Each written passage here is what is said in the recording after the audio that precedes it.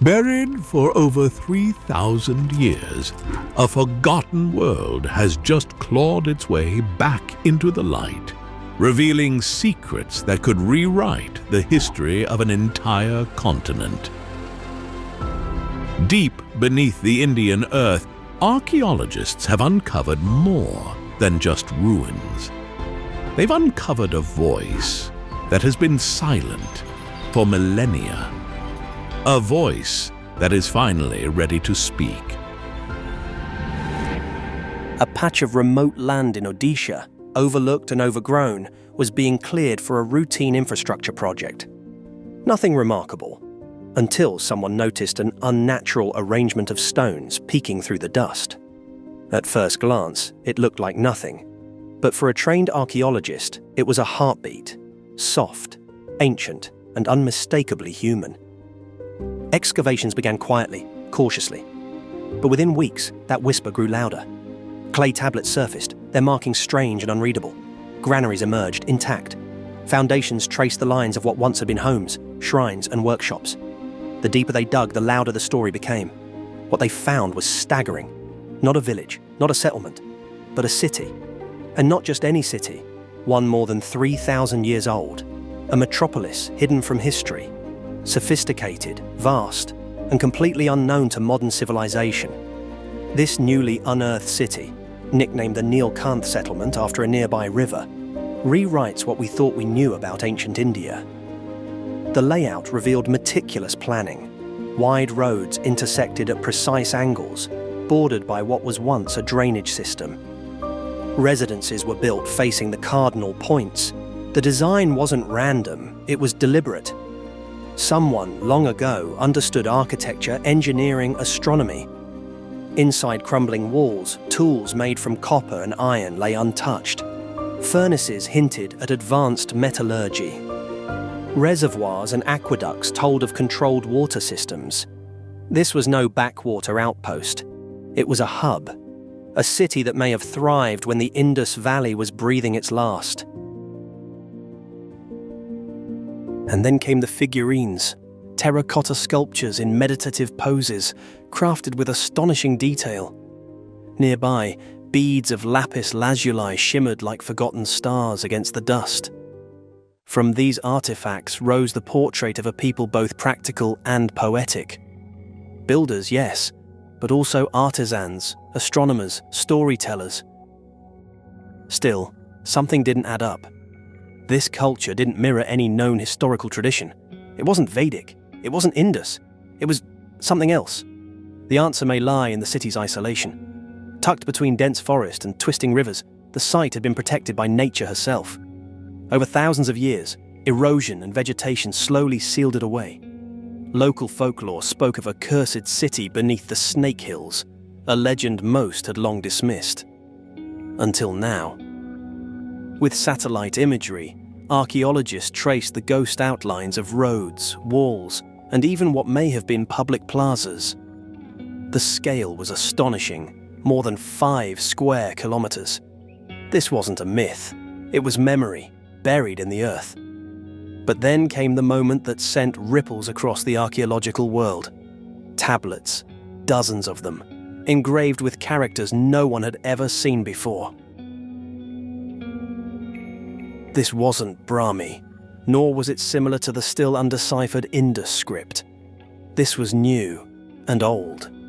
The inscriptions bore looping spirals, wedge-like marks, and geometric patterns. Some repeated in sequences that hinted at mathematics or astrology. One tablet, delicate and worn, appears to map celestial events, eclipses, solstices, maybe even festivals.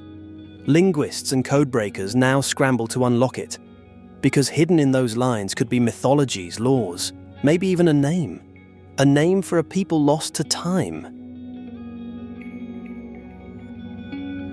Imagine it, holding in your hand a message from 3,000 years ago, written by someone whose civilization no longer exists, someone who may have believed, perhaps even hoped, that their words would one day be found. At the city's center stood a shrine, or what remained of one. Inside it, buried beneath a collapsed roof, were gold figurines unlike any seen before. One, half lion, half man, with jeweled eyes. Another with the wings of a bird, the claws of a reptile, and the headdress of a king. They weren't Hindu, Buddhist, or Jain. These were older, stranger, guardians, deities, or symbols of myths we've never heard. Nearby, painted walls flaked away to reveal murals, scenes of festivals, dances, and rituals. Children with musical instruments. A woman releasing a bird into the air. A priest raising a torch to the stars. They lived, they laughed, they worshipped, they vanished. And still, we ask, how many more? This discovery challenges every boundary in Indian archaeology. It expands our understanding of urbanization in the Bronze and early Iron Ages. It forces us to redraw maps, to reconsider timelines, to question everything we thought we knew about literacy, trade, and the transmission of culture across Asia. Because if one city like this could remain hidden for so long, how many others lie beneath the trees, beneath the farmland, beneath our feet? The past, it seems, isn't just behind us. Sometimes it waits below. Excavation continues, inch by inch. Every new artifact is a sentence in a story we're only beginning to read. Beads made of stone, older than memory. Toys shaped like elephants. A half-burnt scroll sealed in clay. Soon, 3D reconstructions will let us walk these streets again. Museums will bring their legacy to the world.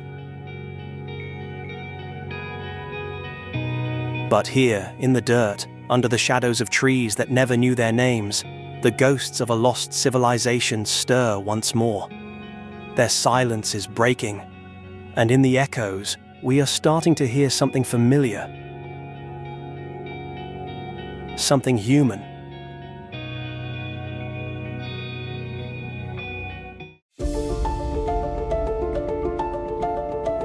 While the lost cities of India are rewriting what we thought we knew about ancient civilizations, they're not the only ones challenging our understanding of history. Thousands of miles away, buried beneath Antarctica's frozen veil, lies something even more bizarre, a warm, lush jungle hidden beneath the ice.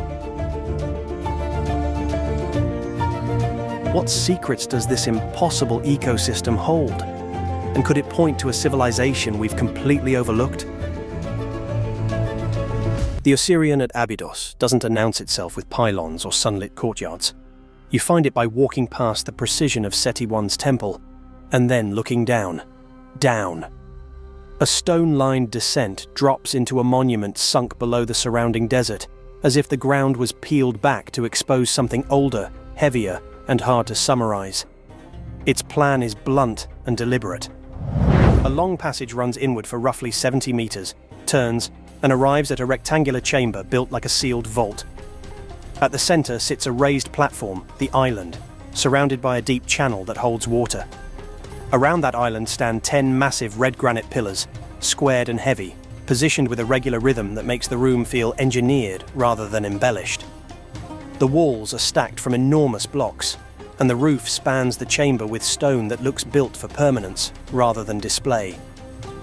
Granite changes the mood instantly. Limestone temples feel carved. Granite feels assembled. The Osirion's pillars read less like decorative columns and more like supports, built to bear load. The air is cooler and damp, because this monument lives where groundwater can rise. Building here meant accepting a wet foundation and committing to it anyway. Architecture designed to tolerate saturation, darkness, and time. Abydos was not just any city. For ancient Egyptians, it was a threshold, a place where the living and the dead were thought to come dangerously close.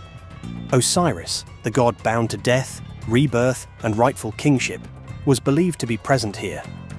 The Osirion turns that theology into physical steps: descent, darkness, a central mound, and water encircling it like the primeval flood of creation. In Egyptian thought, the world begins as boundless water, and life emerges when land rises from it. Down here, that beginning is recreated in stone. This is why the building refuses simple labels. It is commonly described as a cenotaph, a symbolic tomb rather than a burial chamber. Tied to Seti III's broader program at Abydos, a cenotaph is a grave without a body, a place built for presence, memory, and ritual. The Osirion behaves like a ritual device. It separates you from the center. It slows you down. It turns stone, water, and silence into a sequence. And the sequence was not meant for casual visitors. Abydos hosted the mysteries of Osiris, ceremonies in which death and restoration were performed, retold, and made emotionally real. The Osirion's sunken passage and sealed core feel built for controlled drama, a movement from daylight certainty into underworld uncertainty, then toward a central space that suggests renewal without offering an easy explanation. Its style also keeps provoking arguments about age. It sits within Seti I's sacred complex, yet its megalithic confidence feels older than the refined New Kingdom world above it. Some compare its blocky mass to earlier dynastic monuments. Others point to something equally Egyptian, deliberate imitation of antiquity. If a king wants to be eternal, he builds in a language that feels eternal. Oversized blocks, minimal ornament, forms that look as though they were waiting in the earth for him to claim. Ancient writers noticed that Abydos hid watery, subterranean features. Modern excavation began in the early 20th century, and the work was less about uncovering glittering objects than about cutting down into a buried architecture that resisted the surface world. The Osirion was not found so much as excavated out of the ground like a submerged mechanism being carefully exposed. The water remains the strangest collaborator. Sometimes the channel is dry, sometimes it gleams. Either way, it turns the central platform into an island you can't casually cross, enforcing separation. It also transforms sound. Footsteps soften, voices drop. You instinctively lower your volume, as if the building is listening. In a culture that imagined the afterlife as a real geography with gates and hazards, enforced distance may have been the point. The Osirion doesn't just symbolize the underworld. It makes your body act like you've entered it. Look closer, and the machine impression becomes a product of choices. The builders favored right angles, hard edges, and repeated units, the way an engineer repeats beams in a bridge. The channel is not a flourish. It is a boundary and a control feature, collecting water and keeping the island isolated. Even the route in is controlled. The corridor narrows your focus, then the chamber opens abruptly, as if revealing a core. In side rooms and passages, inscriptions and carved names link the monument to royal purpose and divine identity, anchoring the megalithic silence to a specific sacred program. Granite also carries geography. This stone had to be quarried far to the south and hauled north, then lowered into a pit and fitted with close tolerances. The result is a chamber that feels less like a room and more like a constructed mechanism. Stone parts assembled to produce an effect, separation, awe, and the sense of permanence. And then there's the practical genius behind the mood. To set granite of this size with tight alignment inside a subterranean chamber demands planning in stages. Excavation, foundations, placement, leveling, and water behavior, all without the luxury of open space. Every block is a commitment. Once lowered into the pit, it cannot be argued with. The Osirion proves that Egyptian engineering wasn't only about raising monuments into the sky. It was also about building controlled environments below ground, where stone could choreograph emotion. Abydos keeps rewriting itself because the landscape is layered. Royal tombs, cult centers, and forgotten structures continue to emerge from the desert, adjusting the story of who ruled, who was honored, and how sacred space was organized. The Osirion, half-hidden and often waterlogged, remains one of the most physically persuasive reminders that ancient religion was not only spoken or written. It was manufactured into the senses. Downward steps, narrowing corridors, heavy stone, the presence of water, and a silence that feels engineered. Seen from above, it's a sunken rectangle behind a famous temple. Seen from within, it feels like a component pulled from a deeper world, an under-earth structure that refuses to behave like a normal monument. The Osirion doesn't explain itself. It simply endures, like a sealed room in the bedrock, waiting for each new visitor to decide whether they're standing in a symbol or inside a system. The Osirion's machine-like design already raises an uncomfortable question. Were parts of Egypt built using knowledge we no longer understand? But that mystery doesn't stand alone. Archaeologists are now uncovering evidence of a global pre-human civilization, capable of constructing impossible structures long before recorded history ever began. What if civilization didn't start with us? For centuries, history has told us that humanity's story began around 6,000 years ago, with Mesopotamia's first cities, Egypt's pyramids, and the rise of writing.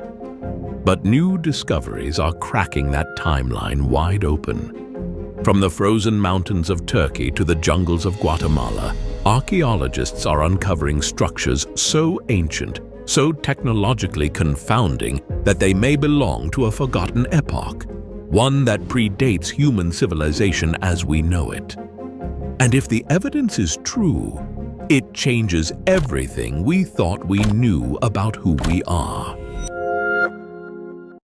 The story begins in southern Turkey, at a windswept hill called Gobekli Tepe. Long before Stonehenge, before the pyramids, people here were raising 20-ton limestone pillars into vast stone circles, arranged with mathematical precision. The carvings on those monoliths, foxes, vultures, serpents, aren't random. They appear to encode astronomical alignments, charting constellations and celestial events with eerie accuracy. But here's the mystery. Gobekli Tepe was built around 11,600 years ago, at the very end of the Ice Age, millennia before agriculture or cities were supposed to exist. How could hunter-gatherers, without metal, wheels, or writing, have built a complex so advanced it would challenge modern engineers?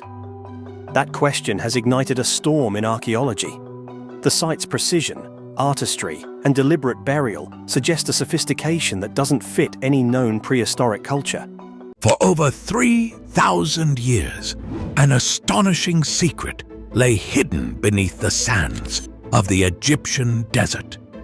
Imagine trekking across those endless dunes under a blistering sun, when suddenly your foot strikes something solid, an ancient hand-carved wall peeking out of the sand. This is no mirage. It's the first glimpse of a mysterious lost city entombed in the dunes. Researchers have indeed stumbled upon a secret ancient metropolis deep in Egypt's desert, a discovery so astounding that it's changing what we know of history. In 2021, archaeologists announced this unbelievable find near Luxor.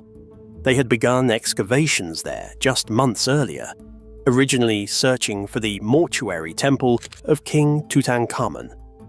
No one expected to find an entire city, but within weeks of digging, to the team's great surprise, mud brick walls began emerging in every direction, forming the layout of a sprawling settlement. It became clear they had uncovered a large city, astonishingly well preserved, with some walls still standing nearly 10 feet high. Inside the sun-baked rooms were tools, pottery, and other everyday objects left behind as if their owners had just stepped away for a moment. News of the discovery spread quickly, sending shockwaves through the archaeological community. It turned out this was the largest ancient city ever found in Egypt, buried under the sand for millennia. Some experts held it as the most significant Egyptian archaeological find since the discovery of Tutankhamun's tomb nearly a century ago. Why such excitement? Because the site had remained essentially untouched for over 3,000 years, a snapshot of ancient life preserved as if frozen in time by the desert. Archaeologists soon determined exactly what city they had uncovered. It was the long-lost city of Aten, built around 34 centuries ago by Pharaoh Amenhotep III during the height of Egypt's 18th dynasty. Amenhotep III's reign was a golden age of wealth, art, and power, and this city, sometimes called the dazzling Aten, was a center of his empire, filled with grand palaces, temples, workshops, and bustling neighborhoods. Ancient records spoke of its splendor, but many foreign expeditions had searched for it in vain until now. For all its prosperity, the city's story took a dramatic and mysterious turn. After Amenhotep III's death, his son Akhenaten came to power and made a radical break with the past. He rejected Egypt's traditional gods in favor of worshipping the sun disk Aten alone, even changing his name and upending the kingdom's religion. In doing so, Akhenaten abandoned his father's city entirely, leaving its buildings and inhabitants behind almost overnight. The royal court moved to a brand new capital far away, and the city of Aten was largely left to the sands. That loss turned into modern archaeology's gain. It meant everything that remained here stayed exactly where it was when the last residents vanished. As excavators carefully cleared the site, they found themselves essentially walking through the streets of an ancient ghost city. They identified distinct districts. One quarter held an expansive bakery, complete with ovens and clay storage pots still in place, as if the bakers had just finished their day's work. In another area stood rows of houses, their mud brick walls connected by a peculiar zigzagging barrier, possibly an ancient security gate controlling access to a richer estate or palace sector. The city was full of workplaces too. Archaeologists uncovered workshops with spinning wheels for weaving, and they even found casting molds used to craft amulets and decorative items, evidence of a bustling production of jewelry and ritual objects. Everywhere they looked were signs of daily life, bits of dried bread left in ovens turned to ash, pottery vessels, and tools lying where they were dropped, all painting an incredibly vivid picture of a thriving community. Some discoveries at the site were downright eerie and unexpected. Inside one crumbled building, the team found the skeletons of 2 cows or bulls buried right into the floor of a room, an extremely unusual practice that left researchers puzzled. Nearby, they uncovered a human skeleton sprawled out with arms extended and a rope wrapped around the knees, an unsettling scene that raises chilling questions about what happened in this city's final moments. Were these the results of ancient rituals, or perhaps victims of some sudden calamity? No one is sure yet. These mysterious burials are still being analysed, adding an element of suspense to the site's story. Alongside such mysteries, other artifacts have given stunning insight into ordinary life in the lost city. For example, the excavators found a large clay jar still packed with what turned out to be about 20 pounds of dried meat, essentially an ancient pantry stash. Incredibly, this jar bore a hieroglyphic inscription indicating it was prepared in year 37 of the king's reign for a festival, and it even named the butcher who made it. It is as if we have a labelled piece of kitchen inventory from 3,000 years ago. Walking through this excavation has been likened to stepping into a time machine. One archaeologist on the team described how, as she wandered the preserved streets with tall walls still intact on either side, she half expected an ancient Egyptian to round the corner at any moment. The city has even been dubbed an Egyptian Pompeii, a reference to the Roman city frozen in volcanic ash, because here in the desert, the sands preserved a moment in time from ancient Egypt with astonishing completeness. Since this place was never built over or disturbed after it was abandoned, it truly is a time capsule. The beds, the dishes, the workshop tools, all are still there, whispering stories of a day in the life of a long-vanished civilization. As astonishing as it is to find a lost city buried beneath desert sands, not all of history's secrets lie on dry land. In fact, our next journey plunges beneath the waves to explore another ancient city, one hidden underwater, a place that seemingly shouldn't exist at all. If you thought this desert discovery was unbelievable, just wait until you see what mysteries lurk beneath the sea.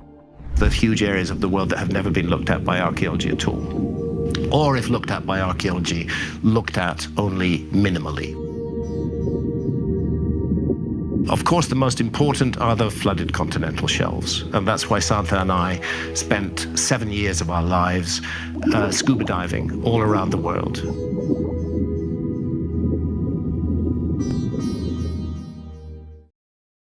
Deep within the unforgiving wilderness of Russia, where ancient forests whisper secrets and shadows dance with the unknown, lies a mountain shrouded in legend.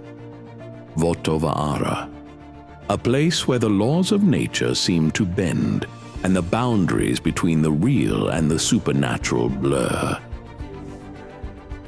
Here, trees twist in silent agony, their forms defying logic and reason. An unsettling silence hangs heavy in the air, broken only by the wind whistling through the skeletal branches. Life, as we know it, seems to have abandoned this place. Locals call it Death Mountain. Scattered across this desolate landscape are thousands of ancient stones, the remnants of a forgotten past. Were they placed by human hands or by forces beyond our comprehension? What secrets do they hold? Ruins emerge from the undergrowth, hinting at a lost civilization, a culture that vanished into the mists of time. Who were these people? What knowledge did they possess, and why did they disappear?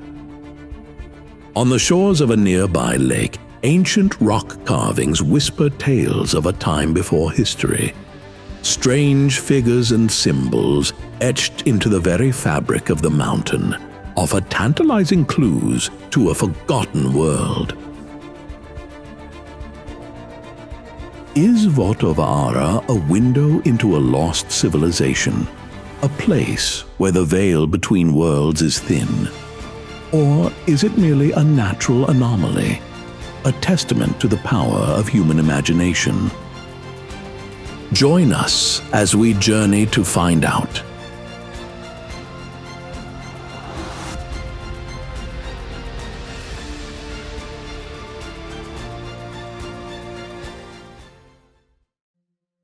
In the remote wilderness of Russia's Karelia Republic lies Vottovaara, a mountain enveloped in legend and mystery. Locals whisper of its otherworldly energy, a place where trees twist unnaturally and ancient stones defy understanding. This rugged landscape, once part of ancient Finland, has been revered for millennia by the Sami tribes and shamans, ancestors of modern Finns. They believed Vottovaara held special spiritual power, and today it continues to draw those curious enough to unravel its unexplained phenomena. As one ascends Vottovaara, the mountain's strangeness becomes increasingly apparent. The journey begins through dense pine and fir forests, but soon the trees start to twist and contort in unnatural ways. Trunks spiral as if caught in a slow-motion dance, and branches curve downward, forming eerie shapes that challenge logic. At the summit, no tree is older than a few decades, suggesting an unseen force periodically resets the forest's life cycle, leaving a landscape frozen in endless renewal. The unsettling atmosphere is heightened by an almost supernatural silence. No birds call, no creatures scurry, and the lakes dotting the slopes are devoid of fish. This absence of life, combined with the twisted trees and desolate atmosphere, has led locals to nickname it Death Mountain. Yet, despite its eerie reputation, Vottovaara attracts explorers, spiritual seekers, and curious minds alike. Adding to the enigma are about 1,600 massive stones known as sides, arranged across the terrain in deliberate formations. Sacred to the Sami, these stones were believed to represent spirits of nature or earth guardians. Balanced delicately on smaller rocks, they appear to float just above the ground, their massive weight seemingly defying gravity. While some scientists attribute their positions to glacial movements during the Ice Age, the precise balancing of so many stones challenges this explanation. What are the odds that 1,600 stones would rest so perfectly in such precarious positions? If these stones were placed by human hands, it raises questions about how ancient people achieved such feats. The delicate balance suggests they were placed with great care, ensuring the smaller supporting rocks weren't crushed. Could an ancient civilization have possessed advanced knowledge or tools beyond our understanding? And if so, what purpose did these seds serve? Were they markers, altars, or part of a complex spiritual map laid across the mountain? One of the most intriguing features is a formation known as the Well. Locals speculate that this stone structure is an ancient man-made reservoir, with blocks cut into rectangular shapes too precise for natural erosion. Despite centuries of weathering that have cracked and deformed the stones, remnants of precise interlockings remain, hinting at human craftsmanship. Similar structures exist elsewhere in Europe, such as the carved tank at Bulgaria's Perperikon Sanctuary, which channels water through intricate grooves, surviving thousands of years. Might the Vottovaara well share a connection with such sites, hinting at a broader lost knowledge that spanned ancient Europe? If so, how did ancient builders across vast distances and time share similar techniques? Scattered among the megaliths are other enigmatic artifacts, smooth oval stone spheres often resting on natural pedestals. Their surfaces, worn but clearly crafted, resemble finds near the Bosnian Pyramid and in Costa Rica, where over 300 such spheres have been uncovered. Their purpose remains unknown. Were they used in ancient rituals? Symbols of lost knowledge connecting distant peoples? Or merely artistic expressions lost to time? The similarities between these objects across far-flung sites suggest connections modern science has yet to explain, leaving a tantalizing mystery. Beyond the seeds, spheres, and well, Vottovaara reveals more structures that challenge natural explanations. One appears to be the remains of ancient stairs, partially buried in the rugged terrain. The stones forming these steps are squared and smoothed, fitting together with precision that seems artificial, like a staircase leading nowhere, perhaps once part of a larger, lost complex.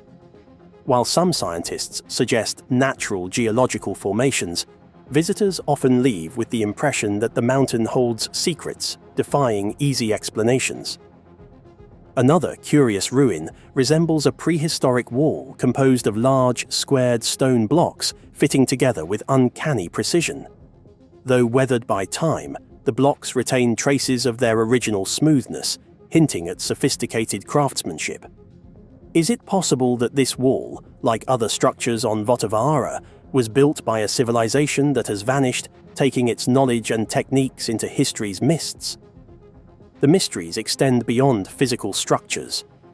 On the eastern bank of Lake Onega, Europe's second largest lake, lies ancient rock art known as the Onega petroglyphs. Carved into granite cliffs rising from the lake, these 1,200 carvings are estimated to be 5,000 to 6,000 years old. Remarkably, they use light and shadow to transform the cliffs into a prehistoric canvas that shifts with the setting sun.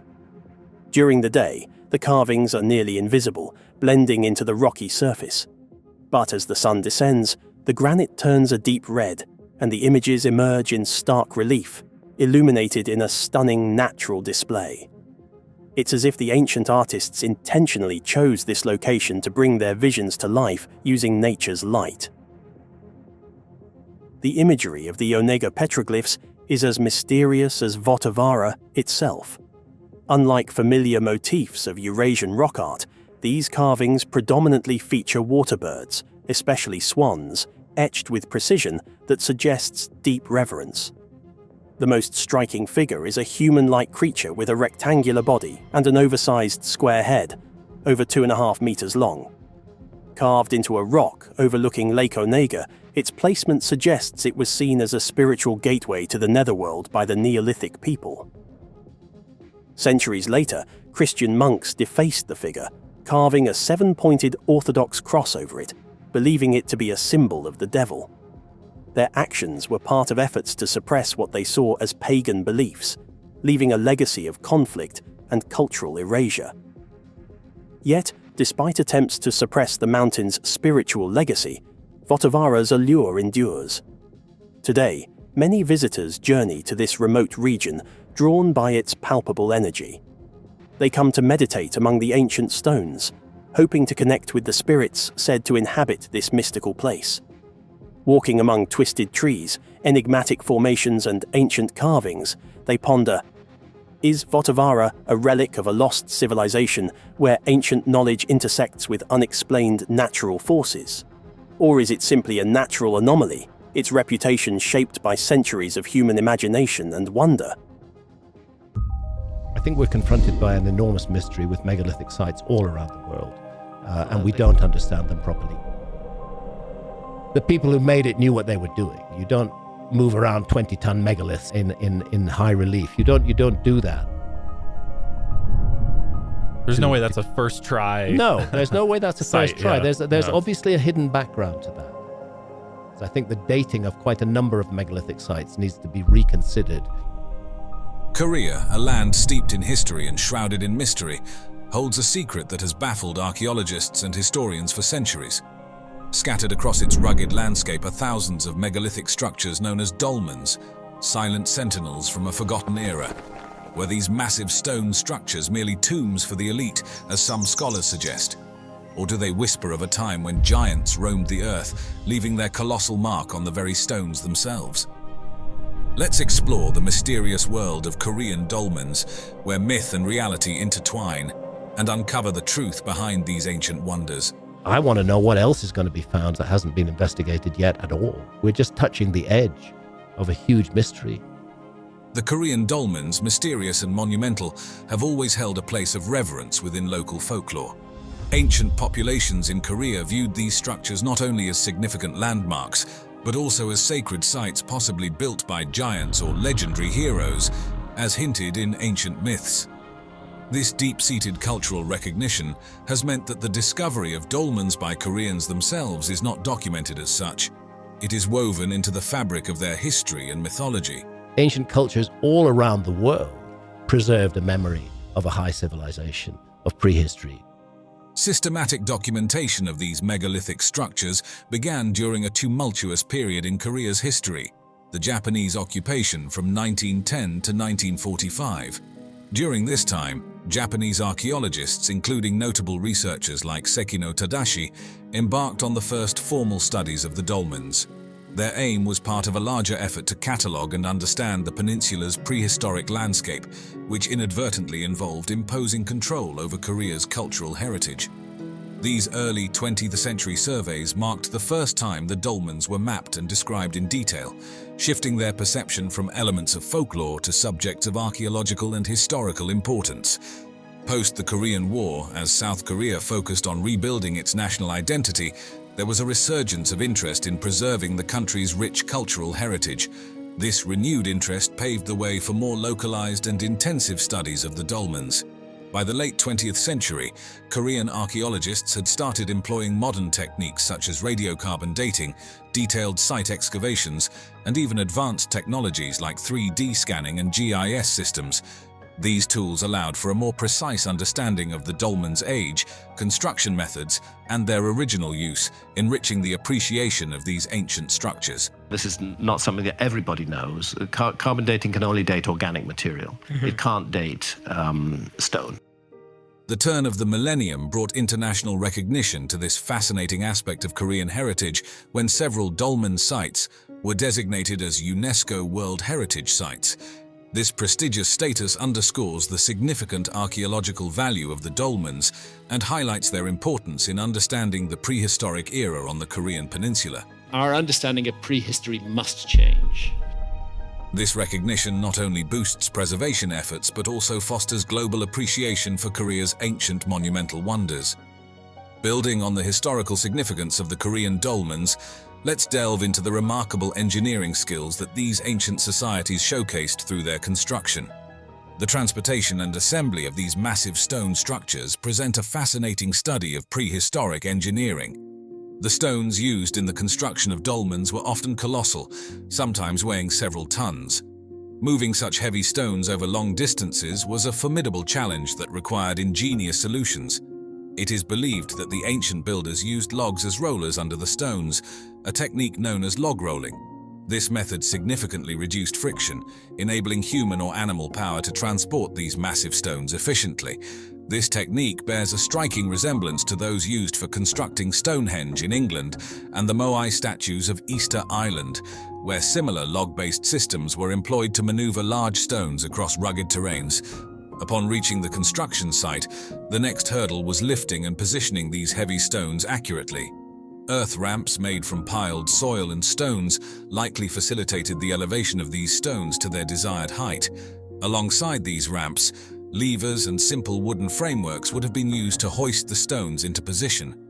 The use of levers provided a mechanical advantage that allowed smaller groups to perform these monumental tasks, showcasing not only technical knowledge but also effective teamwork and resource management. The choice of stone was crucial for ensuring the durability and structural integrity of the dolmens. Granite, commonly used in these structures, was favored for its hardness and resistance to weathering, which speaks volumes about the ancient builders' understanding of material properties. The quarrying of these stones was a meticulous process that involved using harder stone tools, possibly made from basalt or even metal tools in later periods.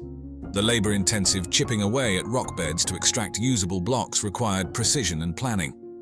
After quarrying, the stones were carefully shaped and smoothed to ensure a perfect fit in the construction. This involved not only large-scale shaping to create flat surfaces for the capstones, but also more detailed, finer work to guarantee the structural stability of the dolmen.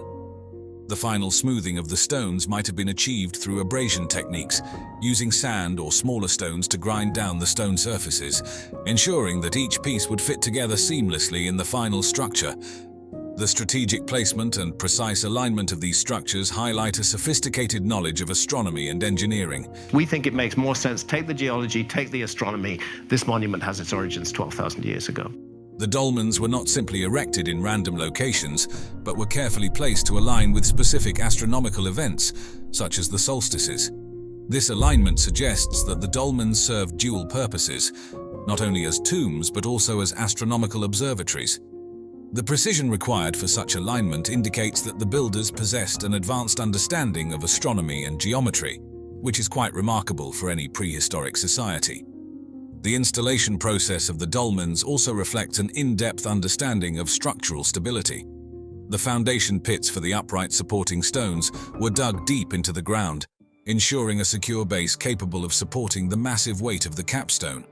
This indicates a grasp of soil mechanics that was well ahead of its time. Furthermore, the upright stones were often positioned at a slight inward angle, a strategic choice that enhanced the stability of the structure by evenly distributing the weight of the capstone and improving the overall durability of the dolmen. When we compare these construction techniques with those used in ancient Egypt, we find interesting parallels and contrasts. Like the builders of the Egyptian pyramids, the creators of the Korean dolmens utilized ramps and levers to move and position large stones. However, the purposes and accessibility of these structures were quite different. While the Egyptian pyramids were primarily built supposedly as tombs for the pharaohs and the elite, signifying a hierarchical society, the Korean dolmens were more universally used across different strata of society. This thoughtful approach to the construction and placement of dolmens not only ensured their longevity, but also imbued them with significant astronomical value, making them an integral part of Korea's historical landscape. The dolmen sites in Korea not only offer a window into the Neolithic and Bronze Age periods of the region, but also demonstrate the advanced prehistoric engineering skills and deep-seated cultural traditions of their builders.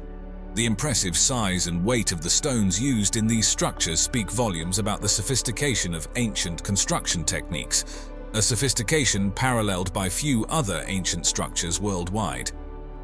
These stones can measure anywhere from 1 to 7 meters in length and often exceed a meter in thickness. The variation in size across different sites suggests a diversity in burial practices and social hierarchies. Moreover, some dolmens may have served purposes beyond burials, perhaps as markers of territorial boundaries or as sites for ritualistic activities. The logistical challenges of moving and positioning such massive stones were formidable. Transporting these immense weights from quarry sites to their final locations required not only significant physical effort, but also intricate planning and the cooperation of entire communities. When we compare these engineering feats with the megalithic temples of Malta, we see similarities and differences in construction techniques that reflect each culture's unique approach to megalithic structures. Both the Korean dolmens and the Maltese temples highlight an advanced understanding of construction techniques from similar eras. However, while Korean dolmens typically feature simpler structural designs with a focus on vertical and horizontal stone placement, the Maltese temples boast more complex architectural elements like intricate floor plans and decorative facades. This fascinating comparison underscores how different cultures adapted their megalithic construction techniques to fit their local traditions and available resources, creating enduring monuments that continue to awe and inspire. Let's consider an extraordinary possibility. Could there be a lost civilization lurking as yet undetected somewhere far back in remotest prehistory? Could the myths of a former golden age brought to an end by an immense global cataclysm be true? For thousands of years, titanic stone monuments lay entombed beneath earth and sea, silent, unseen, and all but forgotten. Now, site by site around the globe, these megalithic secrets are coming to light, and archaeologists are stunned by what they are finding. In the highlands of southeastern Turkey, a windswept hill called Gobekli Tepe held an astonishing secret beneath its soil. During excavations in the 1990s, archaeologists uncovered massive T-shaped stone pillars arranged in rings. Carved with animals and abstract symbols, these megaliths have been dated to over 11,000 years ago, 6,000 years older than Stonehenge. Built by prehistoric people before agriculture or metal tools, the site has been called the world's oldest temple. Curiously, after about 15 centuries of use, the entire complex was deliberately buried under layers of sediment. This ancient act of preservation left the pillars in pristine condition for modern researchers. Even today, only a small fraction of Gobekli Tepe's 22-acre expanse has been excavated, and dozens more stone circles are detected by radar still lying hidden underground. Not all hidden megastructures require diving or digging. Some have been hiding in plain sight. In central Mexico, for instance, stands a hill topped by a Spanish colonial church, long thought to be a natural feature of the landscape. Only in the 20th century did archaeologists realize this hill is actually the Great Pyramid of Cholula, the largest pyramid by volume on Earth, now completely covered by soil and vegetation. Centuries of abandonment allowed dirt to accumulate and trees to grow, disguising a man-made mountain. Tunnels carved into its flanks revealed multiple layers of brick and stone temples beneath. The revelation that a structure bigger than any in Egypt lay hidden under a grassy knoll astonished historians and locals alike, proving that sometimes myths and legends literally lie beneath our feet. Beneath the blue waters of the Mediterranean Sea, off the coast of Israel, lies the sunken Neolithic village of Atlit Yam. Some 8,000 years ago, it was a thriving coastal settlement, but rising sea levels eventually submerged it. Underwater archaeologists have found well-preserved house foundations, tools, and even human skeletons at the site, plus a mysterious stone semicircle of 7 hefty megaliths weighing up to 600 kilos each. Arranged around an ancient freshwater spring and marked with cup-like hollows, these stones may have formed a ritual meeting place. Atlit Yam's ruins, protected by sand on the seabed, provide a haunting snapshot of prehistoric life, abruptly silenced by the sea. Even the famous statues of Easter Island, Rapa Nui, held buried secrets. For generations, only the giant stone heads of the Moai were visible above ground. Excavations revealed that many of these monoliths have full torsos and bodies submerged beneath the earth. Centuries of erosion had slowly buried the statues up to their chests. Once uncovered, the bodies displayed intricate petroglyphs, carvings that had been preserved underground while the exposed heads weathered. The realization that these iconic heads are actually entire standing figures, some originally up to 10 min tall, astonished researchers and visitors alike, adding a new layer to the mystery of Rapa Nui's past. Deep under the Sahara's sands, at a dried lake bed called Napta Playa in southern Egypt, Another ancient stone circle waited quietly for discovery. Archaeologists excavating here uncovered an arrangement of small stones and alignments of larger megaliths that appear to mark astronomical events, such as the summer solstice sunrise, around 6,500 years ago. Sometimes dubbed Africa's Stonehenge, this site predates Stonehenge by over a millennium. Nabta Playa's cattle-herding people likely gathered at this spot to observe the heavens and seasonal rains, using their stone circle as a calendar. Over time, the climate dried and desert sands covered their creation until modern science uncovered it once more. Perhaps the most startling of all comes from a mist-shrouded hill in Indonesia. On the jungle-covered slopes of Gunung Padang, local legend spoke of an ancient pyramid hidden beneath the soil. Recent scientific surveys with core drills and ground-penetrating radar suggest the hill does contain multiple layers of human-made structures, with the deepest layers possibly dating back 10,000 to 20,000 years. If true, that would make Gunung Padang one of the oldest known megalithic sites on the planet. Researchers have identified terraces of stone columns and even hollow chambers buried within the hill. Mainstream archaeologists urge caution. These extraordinary age claims are still hotly debated, but the prospect of a sophisticated monument from the last ice age has captivated imaginations. Gunung Padang's green summit may be hiding a man-made mountain, a find that could challenge many assumptions about the timeline of civilization. Across the world in southern England, on the rolling plains of Wiltshire, another prehistoric secret lurked underground near Stonehenge. In 2015, researchers using ground-penetrating radar discovered a massive circle of buried standing stones at the Durrington Walls site. About 90 stone monoliths, some nearly 4.5 meters tall, had been arranged in a vast arc and later intentionally covered by an earthen bank. They lay hidden just beneath the turf for some 4,500 years. Archaeologists dubbed it a superhenge, calling it the largest stone monument ever found in Britain. Why these huge stones were buried remains unclear, but the discovery shows that the sacred landscape around Stonehenge was even more monumental than once believed.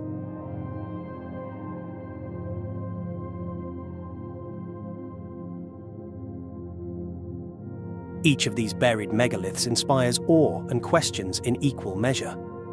They remind us that human ingenuity and ambition are ancient.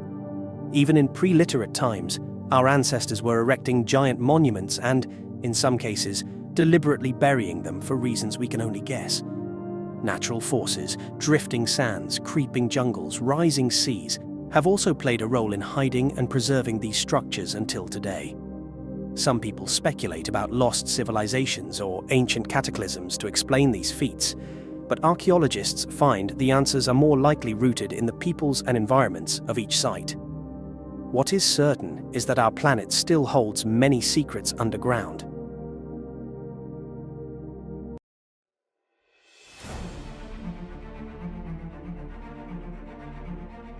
Egypt's ancient necropolises lies something even more baffling. Massive, precision-cut granite boxes weighing over 100 tons. Could ancient humans really have built them? Or are we missing a vital piece of the puzzle? In the sands of Saqqara, archaeologists have unearthed a sealed tomb, untouched for over 4,000 years. Inside, they found a mummified body unlike any ever discovered, wrapped in gold leaf and preserved with techniques thought impossible for its age. Carbon dating suggests it could be the oldest known mummy in Egypt's history, but what's buried beside it may reveal a lost chapter of mummification itself. It began in early 2023, when a team led by renowned Egyptologist Dr. Zahi Hawass was excavating near the Step Pyramid of Djoser, the oldest pyramid in Egypt. The site had already yielded numerous shafts and burial chambers, but this one was different. Nearly 50 feet beneath the surface, they discovered a limestone door sealed with plaster, its hieroglyphs warning intruders of divine retribution. When the team finally broke through, cameras revealed a sight that left them speechless. A perfectly preserved sarcophagus carved from solid limestone, still sealed after 4,300 years. Inside lay the mummified remains of a man named Hekashepes, a high-ranking noble from the 5th dynasty, centuries before the age of Tutankhamun. But what stunned the researchers wasn't just the age. It was the fact that this mummy had been prepared using sophisticated preservation techniques long thought to have developed much later in Egyptian history. Resin coatings, linen wrappings, and traces of complex oils were all present, evidence that the art of mummification began far earlier than scholars believed. The find instantly drew comparisons to Egypt's most iconic burials. Yet while Tutankhamun's tomb dazzled the world with gold and jewels, the tomb of Hekashepes told a deeper, more mysterious story, one of spiritual innovation and ancient technology. The mummy was found in a massive granite coffin that had been lowered into its chamber with astonishing precision, resting within a network of interconnected shafts. The walls around it bore no decoration, no inscriptions boasting of divine lineage, only silence and stone. But that silence spoke volumes. Nearby, the team uncovered a cluster of other shafts, one leading to a cache of over 100 sealed bronze statues of gods, including Osiris, Isis, and Anubis. Another contained a collection of ceramic vessels filled with traces of oils and resins, their chemical composition analyzed by the University of Cairo and found to include compounds not native to Egypt, suggesting trade networks stretching thousands of miles, possibly into the ancient Near East. The implications are staggering. This discovery suggests that the Egyptians were experimenting with mummification chemistry, ritual structure, and international trade centuries before the classic era of the New Kingdom.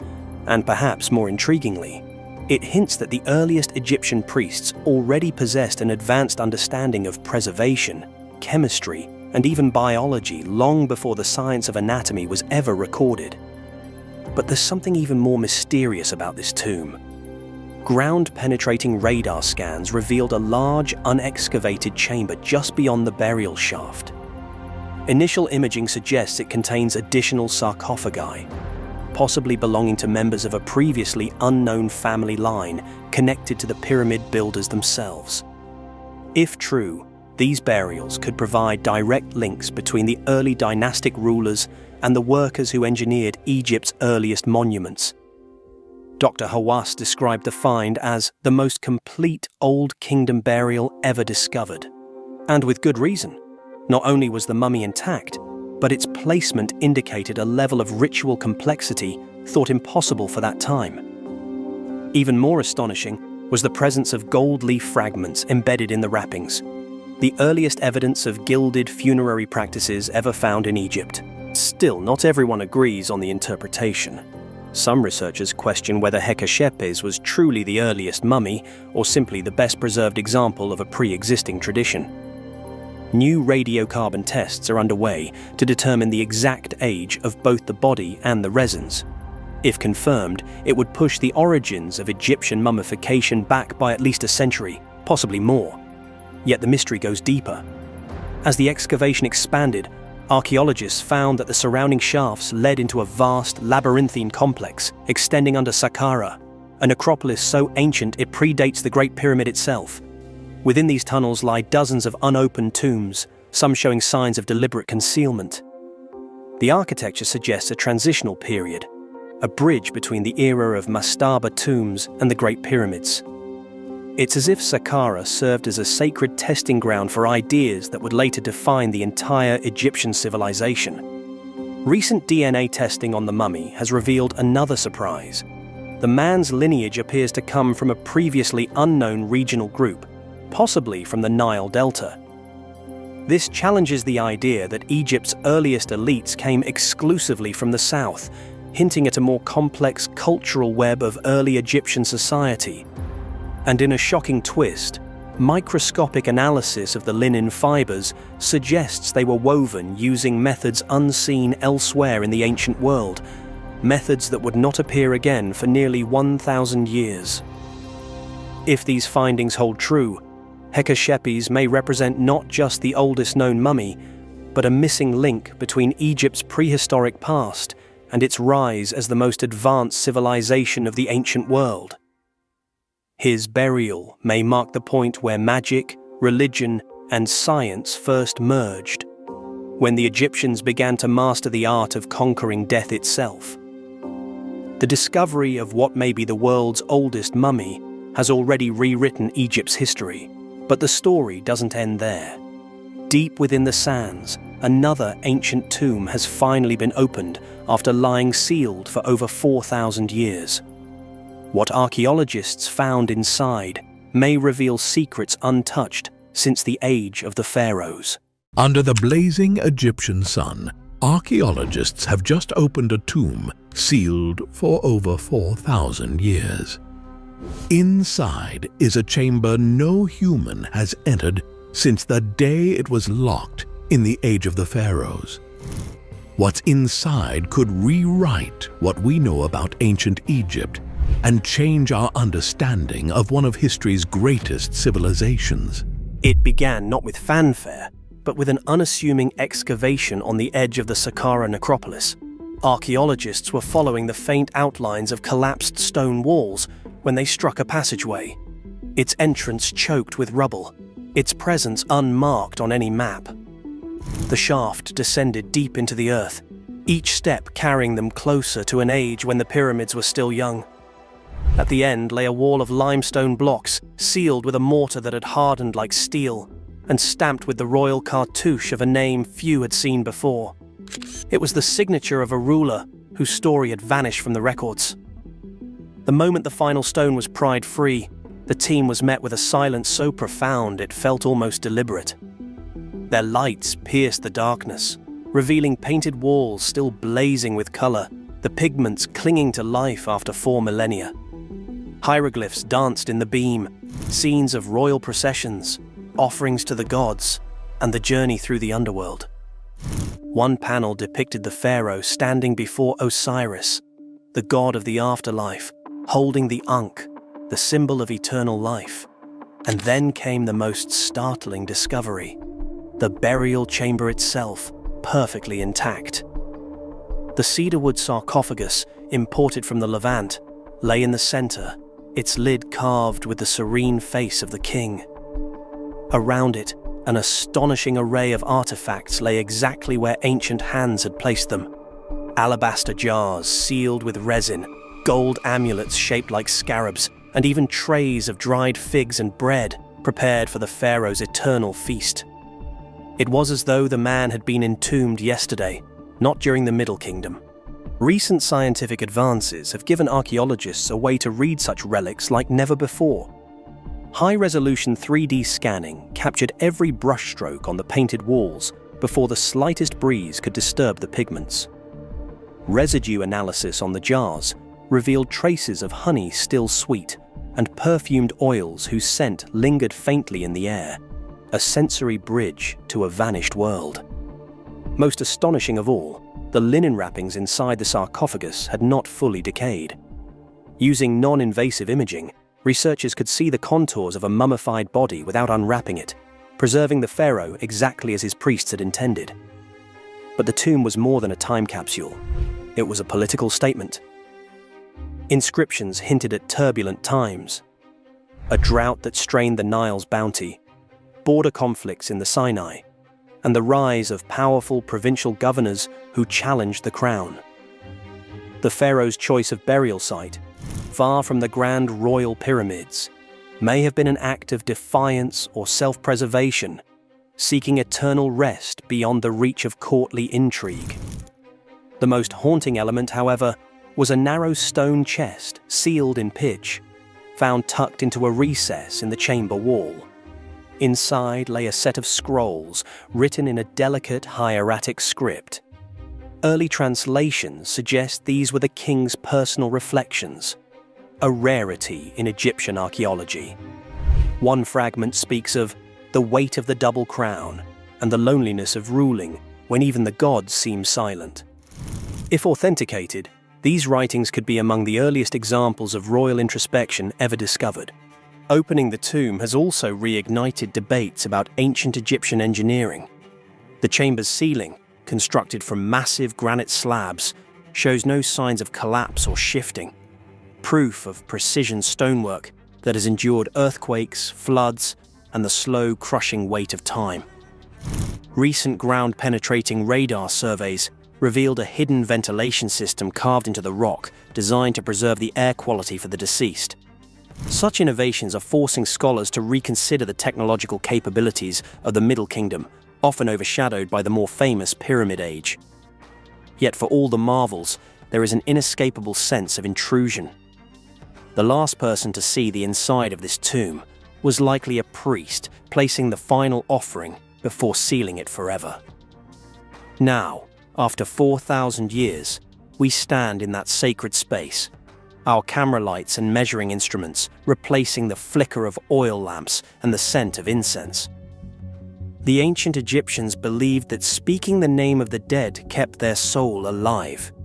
With this discovery, the pharaoh's name, once lost, is spoken again. Some mysteries will remain. The full translation of the scrolls will take years. The genetic testing of the mummy may reveal unexpected lineages, alliances, or betrayals. And somewhere, still buried under the shifting sands, lie the tombs of those who served him, waiting for their own day in the sun. We've just stepped out of a tomb untouched for over 4,000 years, its secrets finally seeing the light of day. But what if I told you there's another ancient mystery, one so well hidden it's disguised as an ordinary mountain? Beneath the green slopes of Gunung Padang in Indonesia, evidence suggests a massive pyramid lies buried, and it could rewrite everything we think we know about human history. High in the misty highlands of West Java, Indonesia, an ancient secret sleeps beneath the earth. This is Gunung Padang, a lush, emerald green hill crowned with mysterious stone ruins. For generations, local legend spoke of a mighty king who tried to build a palace here in a single night. By dawn, the tale goes, the king's work froze in time as fragmented pillars and terraces. It's a captivating story, but recent findings suggest an even more astonishing reality. A massive pyramid may lie hidden under this mountain, one that could be older than any structure ever known. The very idea sounds unbelievable. A buried step pyramid from before the end of the last ice age. Yet the whispers of what if have drawn scientists and adventurers into a thrilling quest to uncover the truth beneath the jungle floor. From afar, Gunung Padang looks like just another green mountain rising out of the landscape. Its name even translates to Mountain of Enlightenment, and indeed, it has enlightened and baffled in equal measure. As you approach, the ordinary facade falls away. Impossibly, you begin to notice straight lines and terraces on the slopes. Climb the winding path, some 370 stone steps cut into the hillside, and you emerge atop a series of broad terraces. There are 5 distinct levels stepping up the summit, each smaller than the last, framed by crumbling retaining walls of stacked volcanic stone. Strewn across these platforms are hundreds of long, hexagonal stone pillars, andesite columns shaped by ancient hands, or perhaps by the fiery heart of the volcano itself. Nobody builds something that big underground just for fun. You don't do that unless you have to. Right. You don't burrow like a human ant nest. Yeah. Human beings are so weird in so many ways. Yes. The story of the Longyou Caves discovery begins quite unassumingly with Wu Anai, a local farmer in the small village of Xi'an in Zhejiang province, China. This region, picturesque with its lush landscapes and traditional farming, was not known for archaeological treasures. It's really important to understand that archaeology is often driven by accidental finds. However, the persistent issue of a village pond that wouldn't dry up, despite extensive efforts to pump it for irrigation, piqued the curiosity of Wu and his neighbors. Determined to find the reason, they funded the use of rudimentary pumps, and after 17 days and over 20,000 cubic meters of water pumped out, they uncovered what appeared to be a man-made cavern entrance, revealing the first of the Longyou caves, later dubbed Cave 1. Someone made it, and it involved a very large amount of organized labor. There had to be the will and the intent in order to do that.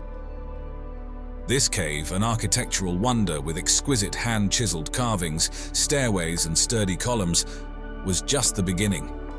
Word of this remarkable find spread rapidly across the region, capturing the imaginations of both the public and the academic world. The discovery was so stirring because of its unexpected nature and the sheer magnitude of the caves. Motivated by the initial find, the local community continued to fund the exploration, and by the end of 1992, 4 more caves had been identified. There's a bunch of these things. There's a bunch of things like that. They're just like, Each cave was unique in design and hinted at a sophisticated yet mysterious civilization that had left no other record behind. Recognizing the potential historical and cultural significance of these caves, the Chinese government quickly stepped in. They took measures to protect the site and supported further scientific studies to explore these enigmatic structures more thoroughly. This governmental intervention mirrored the actions taken after other major archaeological discoveries in China, such as the Terracotta Army, uncovered by local farmers in Shaanxi in 1974. It's a wonderful mystery, and it deserves much further attention. Both the Longyou caves and the Terracotta Army were stumbled upon by locals engaged in ordinary tasks, yet these finds were anything but ordinary. The Terracotta Army, part of Emperor Qin Shi Huang's mausoleum, features thousands of life-sized statues, each detailed with unique facial expressions and attire, clearly a tribute to the emperor's military forces. In contrast, the Longyou caves, with their vast underground spaces expertly carved from solid rock, offer no such clues about their creators or their purpose, remaining shrouded in mystery. We are just, I think, looking at the edges of a mystery. The archaeologists involved feel the same. These discoveries significantly shifted our understanding of their respective eras. The Terracotta Army provided a window into the military aesthetics and rituals of the Qin dynasty, while the Longyou caves have puzzled historians due to their lack of any historical documentation.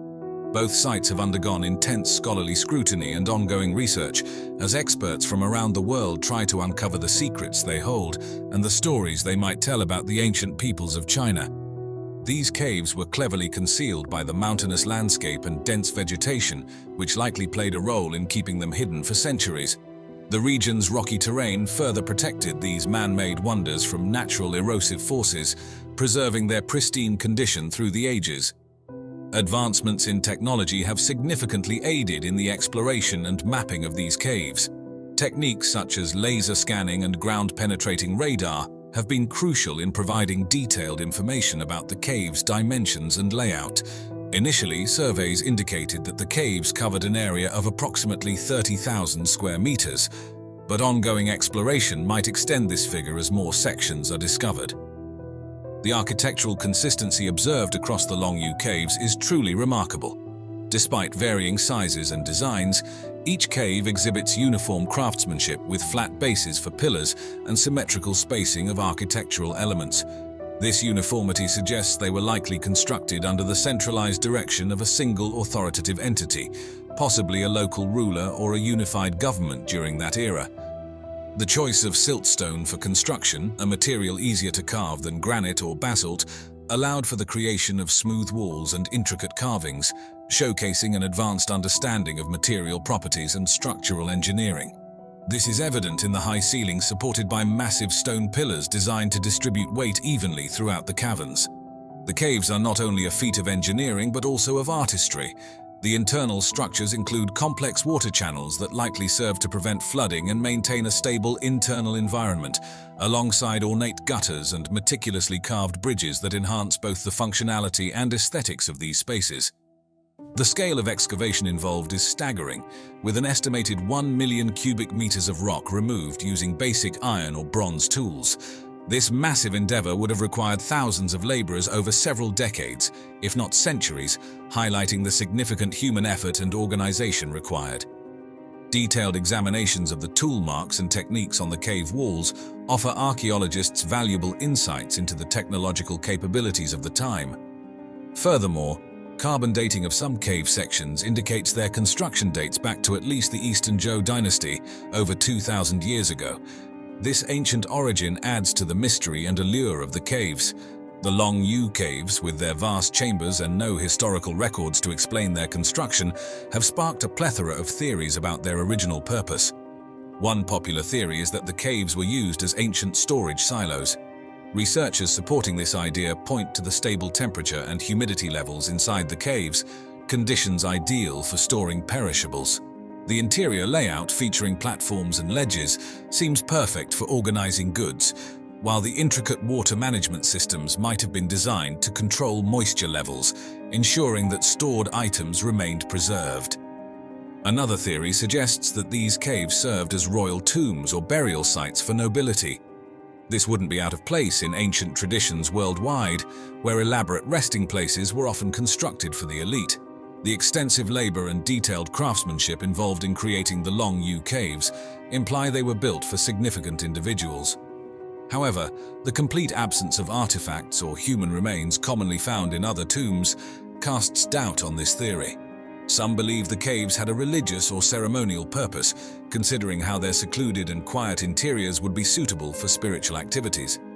This aligns with the global historical trend of using caves for such purposes.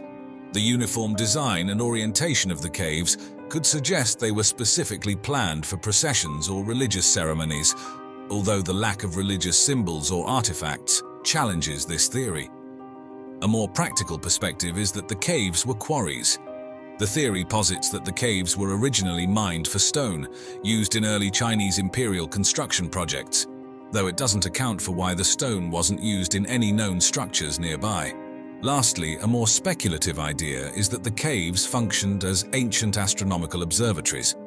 Some suggest that the orientation of tunnels and openings within the caves aligns with specific celestial events, much like other historic astronomical sites.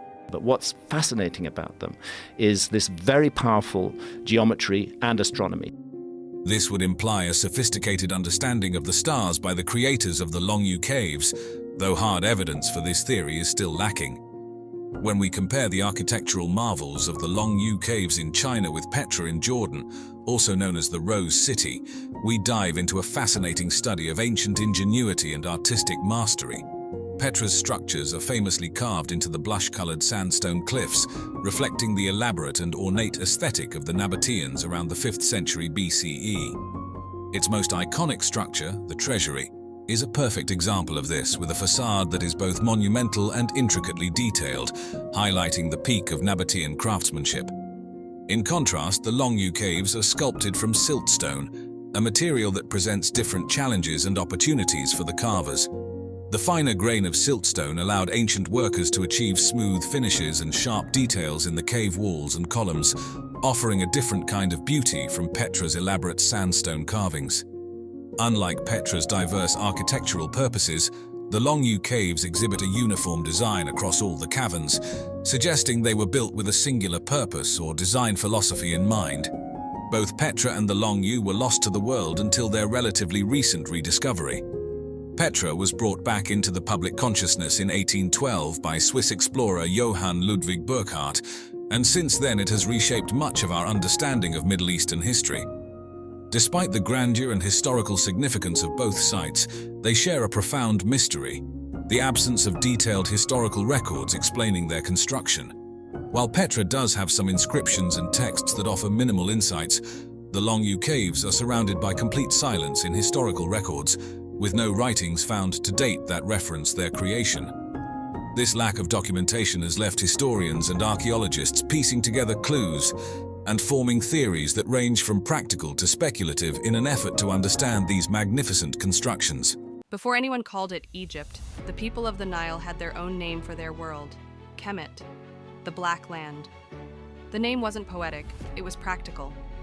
Each year the river flooded, then withdrew, leaving a dark ribbon of fertile soil that could feed millions. Step beyond that ribbon, and you hit the desert, the red land of dust and danger. Their entire identity was drawn in color. black earth that meant life, red earth that meant survival at the edge. So when we ask who created Egypt, the first answer isn't a conqueror or a dynasty. It's a partnership, a river that delivered fertility, and people who learned to organize around its rhythm. But that raises the real mystery. How do small riverside communities become a state powerful enough to command stone, writing, and belief on a scale the world still stares at in disbelief? Long before pyramids dominated the horizon, the Nile Valley was a chain of villages. Over generations, those villages clustered into two political worlds, Upper Egypt in the south and Lower Egypt in the north.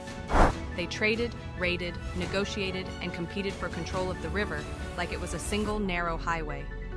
And then, at the dawn of dynastic history, the story snaps into focus: unification. Later tradition remembers a king, often linked with Narmer, who brought the two lands under one authority, a turning point that becomes a reference line for Egypt's origin as a unified state. But unification is only the spark. The fire is what comes next. Once there is one crown instead of two, the machinery of Kemet begins to accelerate. Administration forms, record-keeping expands. Grain becomes tax, tax becomes labor, labor becomes stone. Quarries become supply lines. Work crews become an organized force that can be fed, housed, and directed season after season. Suddenly, the impossible becomes repeatable, not magic, but logistics. And the state turns that power into monuments meant to last. Tombs aligned with the cosmos, temples laid out like sacred maps, and royal projects that say, in stone, "We will not be forgotten." In the Old Kingdom, royal authority hardens into stone on a staggering scale. Then the pattern that defines Egyptian history begins: rise, fracture, renewal. Central power weakens, provinces pull away, rival rulers compete, and the country splinters, only to be stitched back together again. In the Middle Kingdom, Kemet reforms itself and projects stability. In the New Kingdom, it expands outward, becomes an empire, and fills its temples with victories and vows. Pharaohs present themselves as warriors and caretakers of cosmic order, guardians of a balance that must never collapse. And here's the question that hangs over all of it. How does a civilization keep its identity intact when centuries keep trying to tear it apart? Now pause and ask yourself something that sounds obvious, until it isn't. If this civilization lasted for thousands of years, why did the modern world spend so long misunderstanding it? Here's the twist. For a very long time, outsiders could see Egypt's monuments and still not truly know Egypt's voice. Travelers could walk through temples where every wall was covered in symbols and understand nothing. The pyramids were famous, but the language of their makers was silent, like a library locked behind glass. So when you ask, who discovered it? The answer isn't only about excavation, it's about decipherment. It's about the moment someone finally found the key that turned stone back into speech. That moment begins in 1799, during Napoleon's campaign in Egypt. French troops were strengthening defenses at Fort Julien near Rachid, Rosetta, when an officer named Pierre-François Bouchard noticed a large carved slab reused in a wall. He wasn't hunting treasure, he was supervising construction. But he understood the stone mattered because it wasn't one text, it was three. Greek at the bottom, Egyptian scripts above, hieroglyphic and demotic, like the same announcement written in multiple codes. In other words, what was discovered wasn't just an artifact, it was a potential translation device, a way to compare a readable language to unreadable ones. What exactly did they find? A decree from 196 BCE issued under the Ptolemaic dynasty, honoring King Ptolemy V, bureaucratic on the surface, revolutionary in consequence.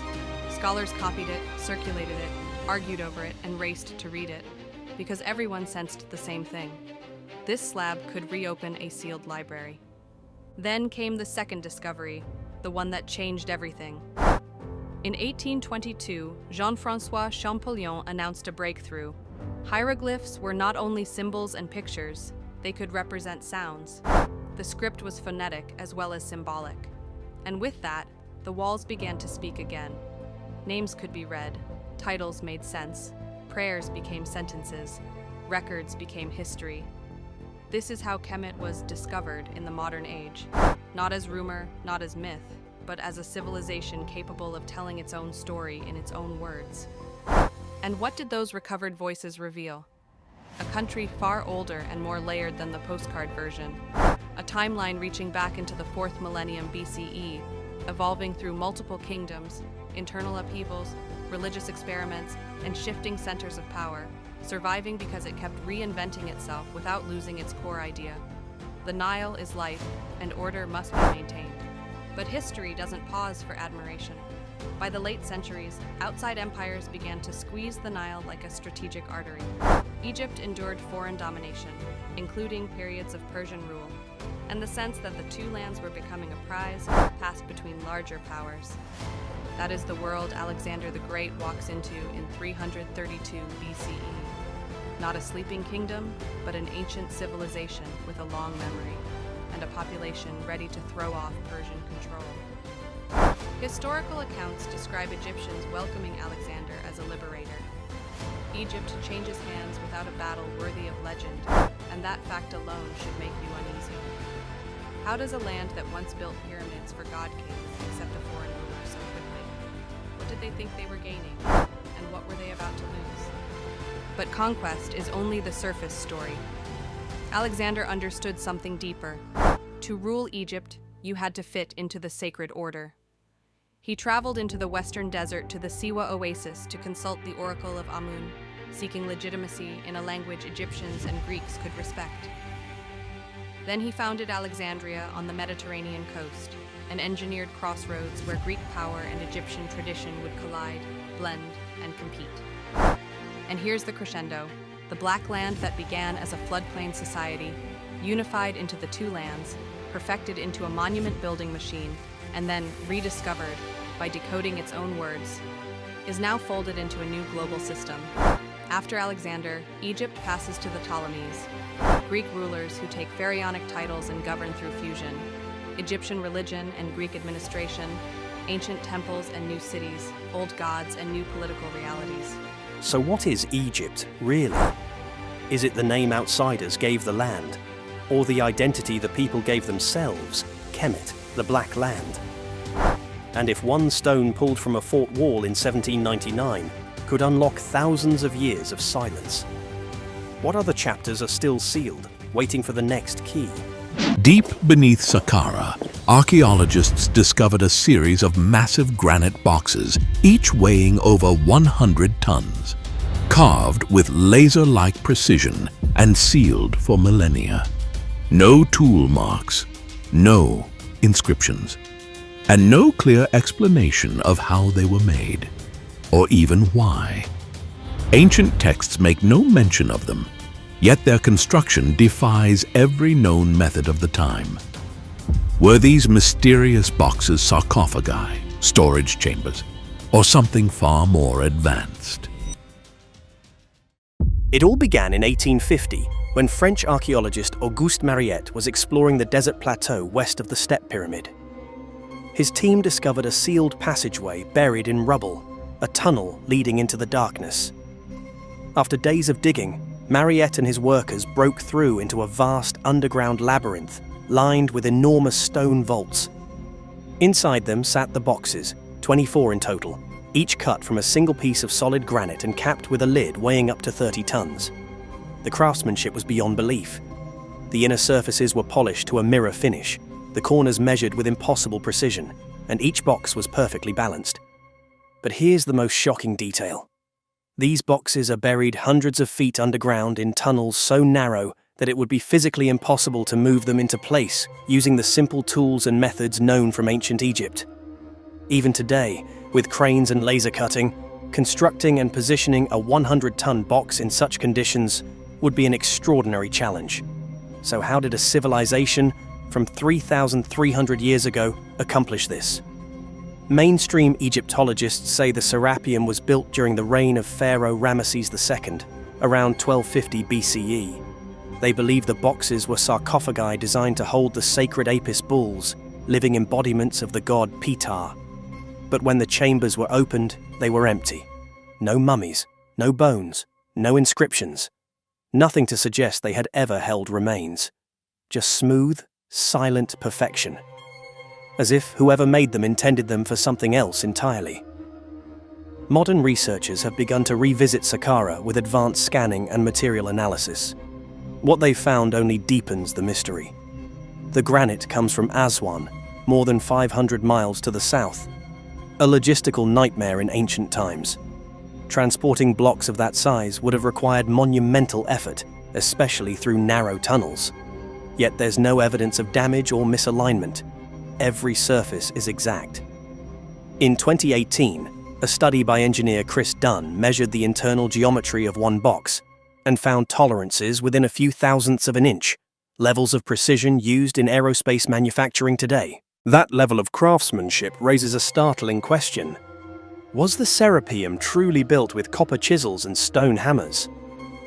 Or are we looking at evidence of lost technology, a forgotten age of engineering whose methods vanished millennia ago? Even more intriguing are the electromagnetic anomalies recorded inside the tunnels. Researchers from Cairo University detected unusual magnetic readings around several of the boxes, as though they interact with their environment in ways not fully understood. Some theorists have proposed that these granite vaults might have served as resonant chambers, capable of storing or amplifying energy. It sounds like science fiction, but granite is rich in quartz and feldspar, minerals known to respond to vibration and electromagnetic charge. Could these boxes have once played a role in a long-lost system of energy generation, sound resonance, or even preservation? There's also the mystery of the tunnels themselves. The Serapeum is not a single corridor but an entire network. Nearly 400 meters of passageways, some leading to unfinished chambers, others sealed off completely. LiDAR mapping conducted in 2022 revealed signs of extensions beyond the known tunnels, suggesting that what we've uncovered might be just a fraction of a larger complex still buried beneath Saqqara. Some Egyptologists suspect older layers beneath the Ramesside structure, possibly dating back to Egypt's mysterious pre-dynastic era, thousands of years earlier. Supporting this idea are the erosion patterns on the walls. Certain surfaces show wear consistent with prolonged exposure to water, hinting that parts of the Serapeum might once have been submerged, long before the desert formed. If true, it would mean these chambers predate recorded Egyptian history, built during a time when the Nile's floodplain stretched much farther west. So what were these colossal boxes truly meant for? Some believe they were not tombs, but vaults designed to contain something immensely powerful or dangerous. Others suggest they were harmonic devices, part of an ancient technology that used sound and vibration to manipulate matter. Whatever their purpose, the evidence refuses to fit neatly into the accepted story. And perhaps that's the most haunting part. Despite centuries of excavation, the Serapeum remains largely silent. No hieroglyphs name its builder. No ancient texts describe its creation. The pharaohs themselves seem to have inherited it rather than commissioned it. The precision, the scale, the mystery, it all points to something far older, more sophisticated, and more enigmatic than we dare to admit. Today, if you descend into those dimly lit corridors, you can still feel it. A pressure in the air, a low hum that seems to vibrate through the granite. Standing before one of those massive boxes, it's impossible not to wonder whether you're standing in a tomb or in the remnants of a machine left behind by a civilization lost to history. The 100-ton granite boxes buried beneath Saqqara defy every known method of ancient construction. But Egypt isn't the only place rewriting history. Across the world, beneath the stones of Stonehenge, researchers have uncovered a hidden chamber that changes everything we thought we knew about this mysterious monument. Join me as we uncover what was found beneath one of the world's most sacred sites. For over 5,000 years, Stonehenge has stood in silence, a puzzle that has defied scientists, historians, and skeptics alike. But a recent underground scan has exposed something no one was prepared for. A massive hidden chamber buried deep beneath the stones. Sealed off since before recorded history, this space holds bizarre markings, impossible artifacts, and evidence that points to an origin story far stranger than we've been told. Some experts are already warning that this discovery will ignite global controversy. Because if what's inside is real, it doesn't just rewrite history. It questions who really built Stonehenge and why they may have wanted to hide the truth for thousands of years. The news electrified the archaeological world. Stonehenge, long believed to be fully explored, has just surrendered a secret we didn't even know existed. This isn't a minor detail or a buried trinket. It's a find that could change our understanding of who built Stonehenge, why they built it, and what rituals may have taken place here thousands of years before the pyramids of Egypt rose from the sands. For generations, the monument's secret seemed locked in its ancient stones. Theories flourished: an astronomical observatory, a burial site for elite chieftains, a spiritual gateway to the afterlife. But the latest technological tools, ground-penetrating radar and magnetometry, have pierced the earth beneath the monument with a precision never before possible. What they revealed stunned even the most seasoned researchers. An anomaly in the bedrock, perfectly geometric, sealed by layers of chalk and soil, hiding something man-made. The excavation that followed was cautious. Stonehenge is one of the most protected archaeological sites in the world, and disturbing it is no small matter. But slowly, layer by layer, the soil was peeled back. At a depth of nearly 10 feet, they found it. A hollowed-out chamber, roughly the size of a small room, cut directly into the chalk beneath the stones. Its walls were smoothed with remarkable care, and scattered across its floor were artifacts that no one expected. Polished stone tools, carved antler picks, and fragments of animal bone arranged in deliberate patterns. Even more astonishing was the presence of something that had never been documented at Stonehenge before: an engraved slab, etched with a series of interconnected spirals and symbols. Unlike the rough surfaces of the outer stones, these markings were fine and precise, as if telling a story meant only for those who knew the code. Some of these symbols match markings found at Neolithic sites in Ireland and the Orkney Islands, hinting at a cultural network spanning hundreds of miles. Could it be that Stonehenge was part of something far larger, a web of sacred sites sharing a single unifying belief system? The chamber's location may hold the key. It lies directly beneath what's known as the altar stone, a massive slab at the center of Stonehenge's inner circle. This positioning suggests the chamber was central to the monument's original purpose, perhaps a hidden sanctum for high priests or a repository for sacred objects. Some archaeologists believe it might have been a place where initiates underwent rites of passage, shielded from the eyes of the unworthy. Others wonder if it could be a kind of time capsule, deliberately sealed to preserve the memory of a forgotten age. Recent carbon dating of the bones from the chamber indicates they are over 5,000 years old, placing them in Stonehenge's earliest construction phase. This pushes back the timeline for complex ritual activity here by centuries. And intriguingly, isotopic analysis of the animal remains shows they came from as far away as modern-day Scotland, suggesting Stonehenge was drawing people, and perhaps pilgrims, from across the British Isles. The discovery also reopens one of the most heated debates in archaeology. How did Neolithic peoples, with no written language and only rudimentary tools, achieve such engineering feats? The chamber's precision-cut walls challenge assumptions about their capabilities. Some researchers are now looking into whether advanced techniques, possibly taught by a now lost culture, were shared among the builders. But the revelations don't stop there. Residues found on some of the stone tools point to a rare mineral not native to southern England. The Great Sphinx of Giza is supposed to be settled history. Officially, it was carved around 2500 BCE during the reign of Pharaoh Khafre, a monument of royal authority staring east into the rising sun. Case closed, except the stone itself keeps raising a problem, one that refuses to fit neatly into that timeline. Because the Sphinx is not just weathered, it is eroded in a way that doesn't match the desert it sits in today. Look closely at its body and enclosure walls, and you don't see the sharp, angular wear you'd expect from sand and wind. Instead, you see deep, rounded vertical channels, soft, undulating grooves, patterns that resemble runoff, pooling, and sustained exposure to heavy rainfall. And that is where the controversy begins. Egypt has not experienced sustained heavy rainfall for thousands of years. Geologists have known this for decades.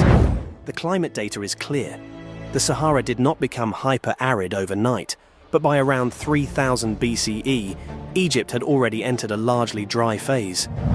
Wind erosion dominates in such environments, scouring stone horizontally and undercutting it near ground level. The Sphinx, however, tells a different story. Its erosion runs vertically, as if water once poured down its sides again and again. This observation was first pushed into the spotlight by geologist Robert Schoch in the 1990s. His conclusion was not subtle. If the erosion on the Sphinx was caused primarily by rainfall, then the monument must predate the desert, possibly by several thousand years. Potentially as far back as 7,000 to 10,000 BCE, when the region experienced a much wetter climate. That suggestion detonated inside Egyptology. If true, it would mean the Sphinx was already ancient when the pyramids were built. It would imply either a lost phase of Egyptian civilization or a monumental reuse of an older structure by dynastic rulers. Either option disrupts the standard narrative, which is why the claim has never been comfortably absorbed or fully dismissed. The debate hinges on one question: what kind of erosion are we actually seeing? Critics argue the damage can be explained by a combination of wind erosion, salt exfoliation, groundwater seepage, and the poor quality of some limestone layers. The Sphinx is carved from natural rock, not uniform blocks. Softer layers erode faster, creating rounded profiles even without rain. Add thousands of years of temperature shifts, humidity cycles, and occasional flash floods, and the unusual wear may not require a prehistoric monsoon at all. But here is the problem. Wind erosion does not typically carve deep vertical channels across large surfaces. It abrades exposed edges and undercuts weaker zones. Water, especially rainfall running down rock faces, creates precisely the kind of vertical weathering seen in the Sphinx enclosure. And similar patterns appear not only on the statue, but on the surrounding walls that were cut at the same time. That widens the question. The enclosure walls are shielded from sandblasting in ways the statue itself is not. Yet they show the same rounded, water-like erosion. If wind were the primary culprit, those protected surfaces should look different. They do not. Then there is the archaeological context. The Sphinx sits within a carefully planned 4th Dynasty complex, aligned with Khafre's Causeway and Valley Temple. Blocks quarried from the Sphinx enclosure were used in nearby structures, tying the excavation to dynastic construction. That linkage is one of the strongest arguments against an extreme pre-dynastic date. It suggests the Sphinx and its surroundings were carved as part of a single architectural program, unless the builders were reshaping something that already existed. This is where the idea becomes more uncomfortable. There is no inscription inside the Sphinx enclosure stating who built it or when. Attribution to Khafre is circumstantial, based on proximity, alignment, and style. Ancient Egypt normally loved naming its kings. Here, it is silent. Some researchers propose a middle ground. The Sphinx could have been carved, or at least initiated earlier than Khafre, perhaps during a wetter phase at the end of the last ice age, then later restored, reshaped, and absorbed into the 4th Dynasty complex. That would explain why the head appears proportionally smaller than the body, as if it were recarved from an earlier, more eroded form. Restoration is not speculation. We know the Sphinx has been repaired repeatedly across history, blocks added, surfaces reshaped, erosion patched. The monument we see today is not untouched antiquity. It is a palimpsest of interventions layered over deep time. Recent work has added new tools to the debate. High-resolution 3D scans, geological mapping, and subsurface studies of the plateau are refining how erosion patterns are measured and compared. Rather than relying on surface impressions alone, researchers can now model how different erosion processes affect limestone over thousands of years. The results have not produced consensus, but they have kept the question alive, and and that may be the most telling detail of all. After decades of study, no explanation fully satisfies both geology and archaeology at the same time. Either the erosion looks wrong for the accepted date, or the date fits poorly with the erosion. The Sphinx sits at the fault line between disciplines, where stone refuses to obey the timeline written for it. So is the Sphinx 10,000 years old? There is no definitive proof. No artifact sealed beneath it with a date, no inscription announcing a forgotten civilization. But the erosion evidence does force a harder truth. The monument may be more complicated than its official biography allows. The Sphinx does not need to rewrite history to be unsettling. It only needs to remain ambiguous. Because as long as water-shaped stone stands in the middle of a desert that should never have carved it, the past remains unfinished. And the oldest riddle at Giza is not what the Sphinx represents, but how long it has been watching. The erosion patterns on the Sphinx force us to ask an uncomfortable question. What if Egypt's timeline is longer than we've been willing to accept? And if that's true, then the Great Pyramid may still be guarding parts of that forgotten past. Beneath its stone core lies a sealed shaft no one has reached yet, and that's where the next investigation begins. For centuries, the Great Pyramid has been treated like an open book, mapped, measured, dissected. But there is one place inside this colossal stone mountain that no human being has ever entered. Not a chamber, not a tunnel. A sealed vertical shaft buried so deep in the pyramid's core that modern science can barely detect it. And tonight, we follow the trail of clues that suggests this mysterious shaft may hold the last untouched secret of Khufu's ancient engineers. Picture it. You're standing at the foot of the Great Pyramid just before dawn. The stones glow gold in the rising sun, each block larger than a small car, stacked with impossible precision. But behind this familiar facade lies something far stranger than the world imagines. Because hidden beneath the ascending passages and grand corridors is a void so perfectly straight, so unnervingly deliberate, that even the researchers who discovered it were left speechless. Our journey begins with a shock. In 2017, the Scan Pyramids mission announced the discovery of a massive unknown void above the Grand Gallery. But that was only the beginning. As techniques improved, muon radiography, microgravity imaging, and new particle detection models, scientists noticed another anomaly. This one wasn't above the gallery. It was below it. A long, narrow, perfectly vertical column of space running down through the blocks, sealed at both ends, and hidden behind walls that haven't been touched since the pyramid was built. And here's the part that makes archaeologists shift uncomfortably. The shaft does not align with any known corridor or chamber. It isn't a relieving space. It isn't a structural necessity. It isn't even accessible. It sits like a ghost inside the stone, mathematically straight, intentionally placed, and entirely unreachable. So researchers went back to the data. They compared muon tracks, reran imaging sequences, and published new models in 2023 that refined the shape. And the shape held. A vertical void with clean geometric boundaries, about the width of a modern elevator shaft, though far longer and embedded deeper than any exploratory robot can safely reach.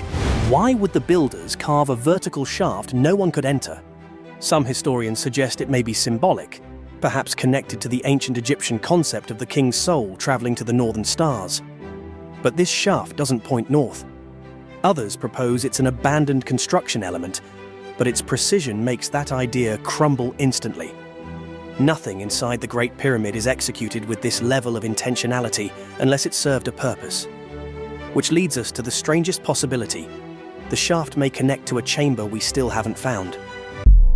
Indian culture is extremely, extremely ancient. We have to accept that civilization in India is at least 5,000 years old. That is one of the mistakes in looking for a quote-unquote advanced civilization in the past, is that we tend to be looking for ourselves. Whereas it's possible for a civilization to be advanced in other ways. Could the astonishing Kailasa Temple at the Ellora Caves, carved meticulously from a single massive rock, truly be the work of mere mortal hands. There is a particular seal that has survived, and it shows a figure which is recognizable as the god Shiva. This ancient architectural marvel, built in the 8th century under the patronage of King Krishna of the Rashtrakuta dynasty, stands as a monument not only to devotion and artistry, but also to an engineering prowess that seems almost superhuman. I think we're confronted by an enormous mystery with megalithic sites all around the world, and we don't understand them properly. With its elaborate carvings and grand scale, the Kailasa Temple has sparked a captivating debate. Was this colossal structure really constructed using primitive tools of the age, or does it bear evidence of intervention by an advanced civilization, possibly beyond our earthly realm? Some people think that the answer is extraterrestrial visitors. I don't think that's the answer, but who knows? Tucked away in the basaltic hills of Maharashtra, the Ellora Caves complex is an architectural marvel of ancient India. Spanning from 600 to 1000 AD, these caves house a remarkable blend of Buddhist, Hindu, and Jain heritage. Among them, Cave 16, better known as the Kailasa Temple, stands out as the crowning glory of the site. Historically referred to as Veral, the area's location along ancient north-south trade routes undoubtedly played a critical role in its development. The Kailasa Temple, known for being the largest monolithic rock excavation in the world, showcases the advanced state of engineering and architectural skills during the 8th century.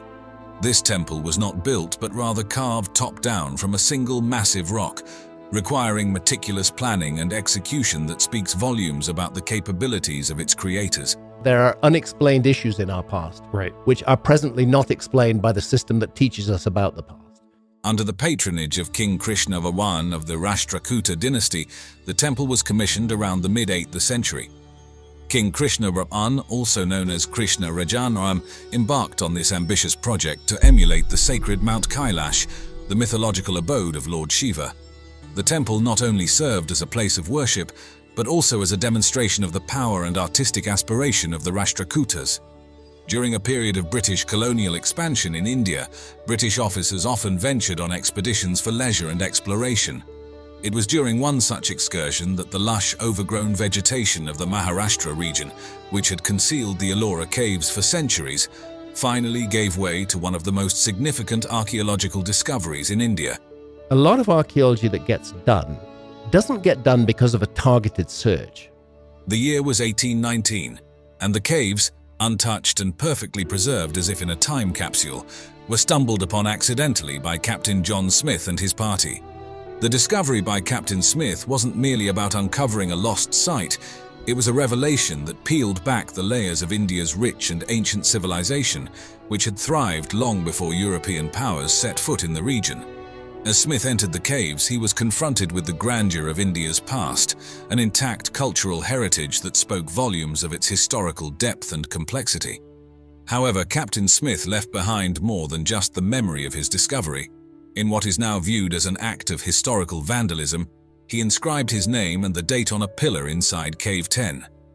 At the time, such actions were common among explorers, who often left their marks as records of their presence. This graffiti, though frowned upon today, provided a tangible record marking the European discovery of the site and has since become a point of contention in discussions about heritage preservation versus the historical markers of colonial exploration. Following this accidental discovery, there was a renewed interest in the Ellora Caves, leading to more systematic explorations and excavations. The Archaeological Survey of India, established in 1861, took on the mammoth task of excavating and preserving these ancient sites.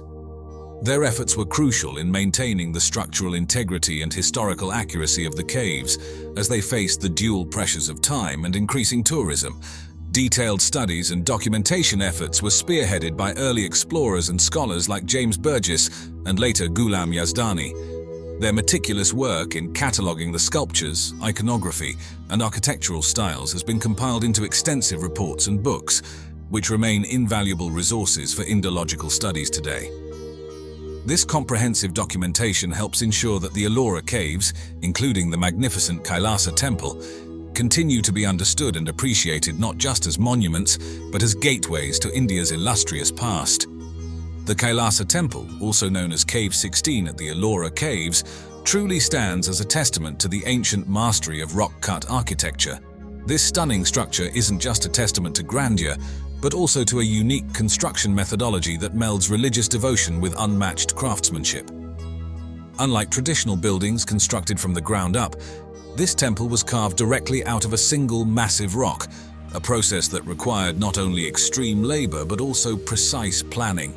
The effort to remove approximately 200,000 tons of rock from the site underscores the monumental human endeavor that went into its creation, likely involving hundreds, if not thousands, of laborers across several generations. Ancient cultures all around the world preserved a memory of a high civilization, of prehistory. Symbolically, the temple mirrors Mount Kailasa, the mythical abode of Lord Shiva, suggesting that the architects intended to create a heavenly abode on earth. This ambition is evident not just in the temple's scale, but also in its elaborate multi-storied design, which features a rare vertical expansion in rock-cut architecture. Each floor is intricately adorned with carvings and statues that bring to life stories from Hindu mythology, especially those focusing on Lord Shiva, enhancing both the religious and aesthetic appeal of the temple.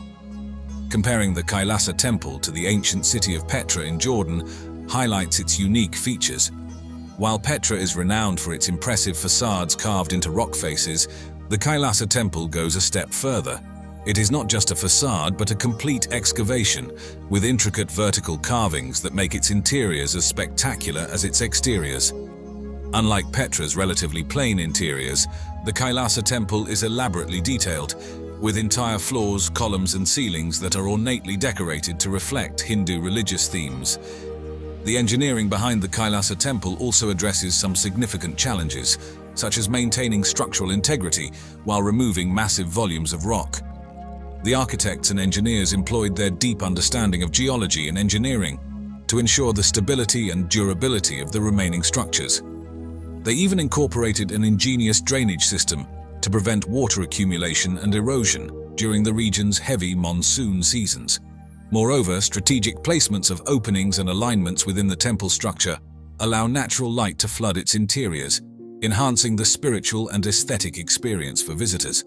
The layout also facilitates the circulation of air and movement of devotees, crucial during religious ceremonies. These intriguing aspects of the Kailasa Temple, combined with the mysteries surrounding its construction, have fueled various theories about its origins and the techniques used in its elaborate design. From theories suggesting extraterrestrial influence to speculations about advanced ancient technologies or a network of secret chambers, the temple continues to be a subject of fascination and scholarly debate. I think the dating of quite a number of megalithic sites needs to be reconsidered. These discussions not only celebrate the architectural genius of the temple's creators, but also deepen our appreciation for this ancient marvel. Exploring the mysteries of the Kailasa Temple at a more refined level reveals a range of fascinating theories that try to explain its incredible construction. One such theory suggests that the technology and precision required for its creation in the 8th century might hint at extraterrestrial influence or the use of advanced ancient technology that has since been lost. While this idea captivates the imagination, most scholars and archaeologists believe that the temple's construction was well within the capabilities of human ingenuity at the time, pointing to similar rock-cutting techniques used across India long before the temple was built. Another intriguing theory about the Kailasa Temple involves the possibility of a network of secret tunnels and chambers beneath the complex. Local legends and some speculative reports suggest that these could have served as passages for religious ceremonies or as escape routes during invasions. However, thorough archaeological investigations have yet to confirm these claims, and the natural rocky terrain of the area makes such an extensive network rather unlikely. The alignment of the Kailasa Temple with celestial bodies forms yet another theory. Some believe that the temple, like many ancient structures, was designed in alignment with certain stars or planets to harness cosmic energies during significant astronomical events such as solstices and equinoxes. While there are notable celestial alignments at other ancient sites that lend some support to this theory, concrete evidence linking the Kailasa Temple's orientation with celestial events remains elusive. As these theories continue to pique curiosity and scholarly debate, the significance of preserving such a monumental site has never been clearer.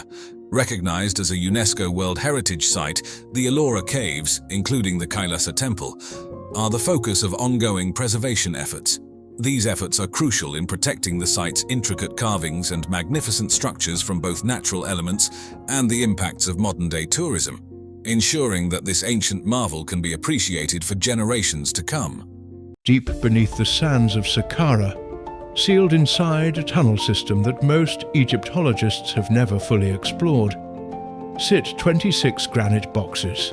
Each one weighs over 100 tons. Each one carved from solid Aswan granite, one of the hardest materials the ancient world had access to. And each one finished to a tolerance that no modern measurement tool can fault. The internal surfaces are flat to within 1/10,000th of an inch, across surfaces measuring 2 meters wide, with no mechanical cutting equipment, no power tools, and no written record of the process that created them. That alone would be extraordinary. But it is not what makes these boxes impossible. What makes them impossible is when they were built. Because the tooling precision required to produce these surfaces did not exist in dynastic Egypt. It did not exist in Rome. By the most conservative engineering estimates, it did not become replicable until the Industrial Revolution, which raises a question that Egyptian archaeology has never answered cleanly. Who built them, and when? The official story of ancient Egypt has always started with the First Dynasty, roughly 3100 BC. A civilization that emerged, unified, and within a few generations was somehow constructing monuments of staggering scale and mathematical complexity. There is no developmental curve in the record, no crude early version that slowly improved over centuries. The earliest surviving engineering in the Egyptian record is not primitive experimentation. It is precision. Tens of thousands of stone vessels were recovered beneath the step pyramid at Saqqara. Schist bowls with walls thinner than 4 millimeters, turned on an internal radius so tight that modern engineers who have attempted to replicate them confirm they cannot do it by hand. The tools required simply do not exist in the dynastic inventory, and nobody has ever explained where the knowledge came from. Here's the question that the standard timeline cannot absorb. What if dynastic Egypt was not a beginning, but an inheritance? 700 miles south of Giza, buried beneath centuries of desert sand in what is now the Eastern Sahara, archaeologists uncovered a site in 1974 that has never received the attention it deserves. Nabta Playa, a stone circle, a calendar, an astronomical observatory of extraordinary accuracy, built somewhere between 7,000 and 9,000 years ago, not near the pyramids, not associated with any known dynasty, predating the unification of Egypt by at least 4,000 years. The stones at Nabta Playa are aligned to the summer solstice with a precision that rivals Stonehenge, and they are older than Stonehenge by more than 1,000 years. But the alignment is only part of what was found. Beneath the surface, excavation teams uncovered megalithic structures buried to depths of 3 meters, with complex internal geometry that required deliberate, sophisticated planning to execute. This was not a seasonal campsite, it was not a burial ground. It was a structured, engineered site built by a culture that understood astronomy, calendar systems, and spatial geometry, 4 millennia before the first pharaoh ever sat on a throne. The people who built Nabta Playa did not simply forget everything they knew and vanish. They went somewhere. They became something else. In 1990, geologist Robert Schoch carried out a detailed analysis of the rock walls surrounding the Great Sphinx at Giza. What he found ended careers and reignited one of archaeology's most uncomfortable debates. The erosion pattern on the Sphinx enclosure is not wind erosion. It is water erosion, specifically the deep vertical weathering channels produced by centuries of sustained heavy rainfall running down exposed limestone surfaces. Egypt has not received rainfall of that intensity since before 5000 BC. Some climate models push that boundary back to 7000 BC or earlier. If Schoch's geological reading is accurate, the Sphinx enclosure was carved, exposed to open air, and weathered by rain that stopped falling before Pharaonic Egypt even existed. The structure is not a product of dynastic Egypt. It is a remnant that dynastic Egypt found, inherited, and then claimed as its own. Here's the question that makes this evidence so difficult to dismiss. If the Egyptians inherited the Sphinx from an earlier civilization, what else in the Giza complex did they inherit? The conventional response to every one of these anomalies follows the same pattern. Dismiss the outlier, defend the timeline, attribute the engineering to copper chisels, patient labor, and techniques we simply haven't documented yet. But in 2025, a study by the University of the Aegean shifted the ground beneath that position. Using optically stimulated luminescence dating, a method that measures the last time a rock surface was exposed to sunlight, and one considered among the most reliable dating tools in modern geology, researchers examined limestone from a pre-dynastic Egyptian temple site. The results placed the last exposure of that rock at a date significantly earlier than the accepted founding of Egyptian civilization. The stone had been cut, shaped, and sealed underground before the First Dynasty began. The methodology was sound. The peer review was complete. And the silence from the mainstream archaeological community has been almost total. When you lay these findings together, Nabta Playa's precision observatory at 9,000 years old, the Serapeum's physically impossible tolerances, the Sphinx enclosure's water erosion signature, the OSL data placing temple construction before dynastic Egypt even began, a pattern emerges that no single anomaly can explain away. Egypt as we know it may not have been a beginning. It may have been a continuation. A civilization that existed before the catastrophic climate shifts between 12,000 and 9,000 years ago may have passed its engineering knowledge forward through generations of survivors. What we call ancient Egypt could be the echo of something far older, a culture that deliberately encoded its knowledge into stone, because stone endures when everything else is swallowed by sand and time. The engineering is the message, and we are still learning to read it. The discovery that Egypt existed before the pyramids is not a fringe position on the edge of archaeology. It is a conclusion being forced upon us by the engineering itself. The stone doesn't lie. The weathering patterns don't shift to fit a convenient narrative. The tolerances don't negotiate with an official timeline. Something built what we are still trying to understand. And the next layer, the sealed chamber evidence, the underground hydraulic systems, the subterranean structures that ground-penetrating radar has now confirmed beneath the Giza Plateau. That is where this investigation goes next. Subscribe. Because what is buried beneath Egypt goes far deeper than anyone has officially admitted. What if an entire world we once knew vanished beneath the ocean's surface, swallowed whole by the sea, leaving behind only whispers and legends? Could we piece together its stories from the watery grave that consumed it? And perhaps even more intriguing, what mysteries still lie hidden, waiting to be uncovered in the deep? Diving through the calm waters off the coast of Egypt, researchers discovered a truth stranger than the legends themselves. Here, beneath layers of sediment and marine life, sleep the ruins of cities once known to pharaohs, merchants, and pilgrims. As we drift closer to this sunken realm, questions emerge from the blue depths. Why did these cities vanish? How did they thrive before their quiet descent into obscurity? And what secrets might these ruins reveal about the ancient world's cultural crossroads?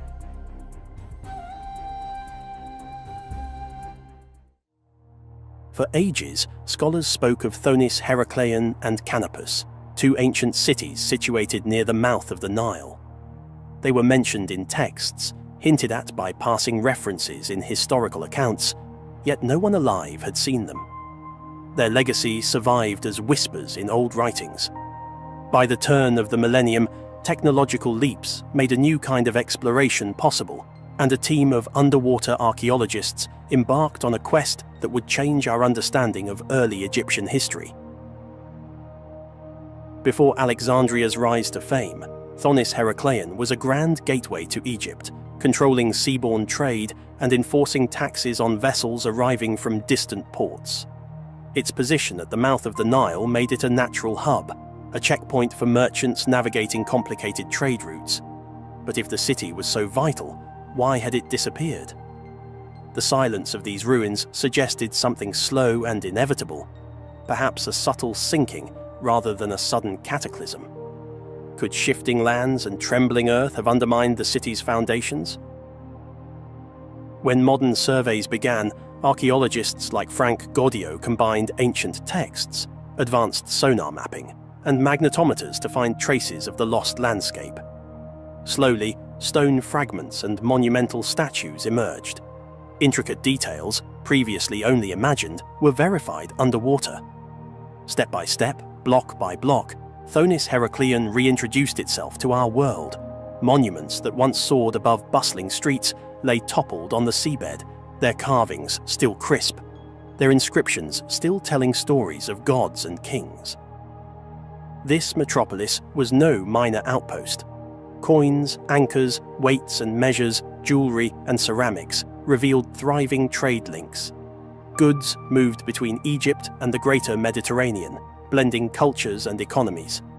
Neighbouring Canopus, long famed for religious sanctuaries and spiritual practices, emerged from its watery cloak to reveal objects of devotion and ritual vessels. Pilgrims once flocked there to seek blessings and cures.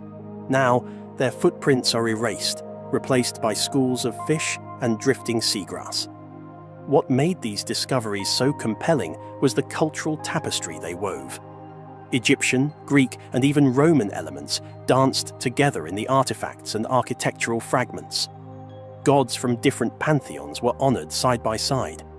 Temples reflected layered identities, mirroring the fluid cultural exchanges that marked this era of history. The cities were living, breathing testaments to a world without rigid borders, a world in constant conversation with itself. Yet these submerged cities are only one part of the puzzle. Off Alexandria's shores, fragments of what many believe to be Cleopatra's palatial district have also been found. How could we not be captivated by the possibility of wandering through halls the legendary queen once graced? The stones scattered on the seabed may have witnessed royal ceremonies, political intrigues, and romantic liaisons. For ages, scholars spoke of Thonis Heracleion and Canopus, two ancient cities situated near the mouth of the Nile. They were mentioned in texts, hinted at by passing references in historical accounts, yet no one alive had seen them. Their legacy survived as whispers in old writings. By the turn of the millennium, technological leaps made a new kind of exploration possible, and a team of underwater archaeologists embarked on a quest that would change our understanding of early Egyptian history. Before Alexandria's rise to fame, Thonis Heracleion was a grand gateway to Egypt, controlling seaborne trade and enforcing taxes on vessels arriving from distant ports. Its position at the mouth of the Nile made it a natural hub, a checkpoint for merchants navigating complicated trade routes. But if the city was so vital, why had it disappeared? The silence of these ruins suggested something slow and inevitable, perhaps a subtle sinking rather than a sudden cataclysm. Could shifting lands and trembling earth have undermined the city's foundations? When modern surveys began, archaeologists like Frank Goddio combined ancient texts, advanced sonar mapping, and magnetometers to find traces of the lost landscape. Slowly, stone fragments and monumental statues emerged. Intricate details, previously only imagined, were verified underwater. Step by step, block by block, Thonis Heracleon reintroduced itself to our world. Monuments that once soared above bustling streets lay toppled on the seabed, their carvings still crisp, their inscriptions still telling stories of gods and kings. This metropolis was no minor outpost. Coins, anchors, weights and measures, jewelry and ceramics revealed thriving trade links. Goods moved between Egypt and the greater Mediterranean, blending cultures and economies. Neighbouring Canopus, long famed for religious sanctuaries and spiritual practices, emerged from its watery cloak to reveal objects of devotion and ritual vessels. Pilgrims once flocked there to seek blessings and cures. Now, their footprints are erased, replaced by schools of fish and drifting seagrass. What made these discoveries so compelling was the cultural tapestry they wove. Egyptian, Greek, and even Roman elements danced together in the artifacts and architectural fragments. Gods from different pantheons were honored side by side. Temples reflected layered identities, mirroring the fluid cultural exchanges that marked this era of history. The cities were living, breathing testaments to a world without rigid borders, a world in constant conversation with itself. Yet these submerged cities are only one part of the puzzle. Off Alexandria's shores, fragments of what many believe to be Cleopatra's palatial district have also been found. How could we not be captivated by the possibility of wandering through halls the legendary queen once graced? The stones scattered on the seabed may have witnessed royal ceremonies, political intrigues, and romantic liaisons. If we listen closely, can we still sense Cleopatra's presence in these ruins? Preserving these treasures demands delicate expertise. Divers work slowly, carefully clearing silt to avoid damaging fragile artifacts. Specialized teams document each piece before it's raised to the surface for conservation. Museums curate these finds, unveiling them to a curious global audience. Traveling exhibitions bring these relics from the seabed into our modern-day consciousness, bridging millennia. The findings sharpen our perception of how ancient cities breathed, prospered, interacted, and fell silent beneath blue depths. Still, none of this fully answers the larger question. Why did they sink? Theories abound, each more intriguing than the last. Some believe that the soft, waterlogged soils of the Nile Delta gradually gave way under the weight of temples and towers. Others point to subtle changes in climate and rising sea levels that crept in over centuries, pushing waters higher and higher until streets became canals and homes became reefs. Some suspect a more dramatic ending, an earthquake or a tsunami that shook the foundations, toppling what man had built. Could it have been a sudden cataclysm? The debate continues. As we watch the archaeological team at work, we witness a slow conversation across time. Each statue raised from the seabed speaks. Each inscription read under shifting light reveals a hidden chapter.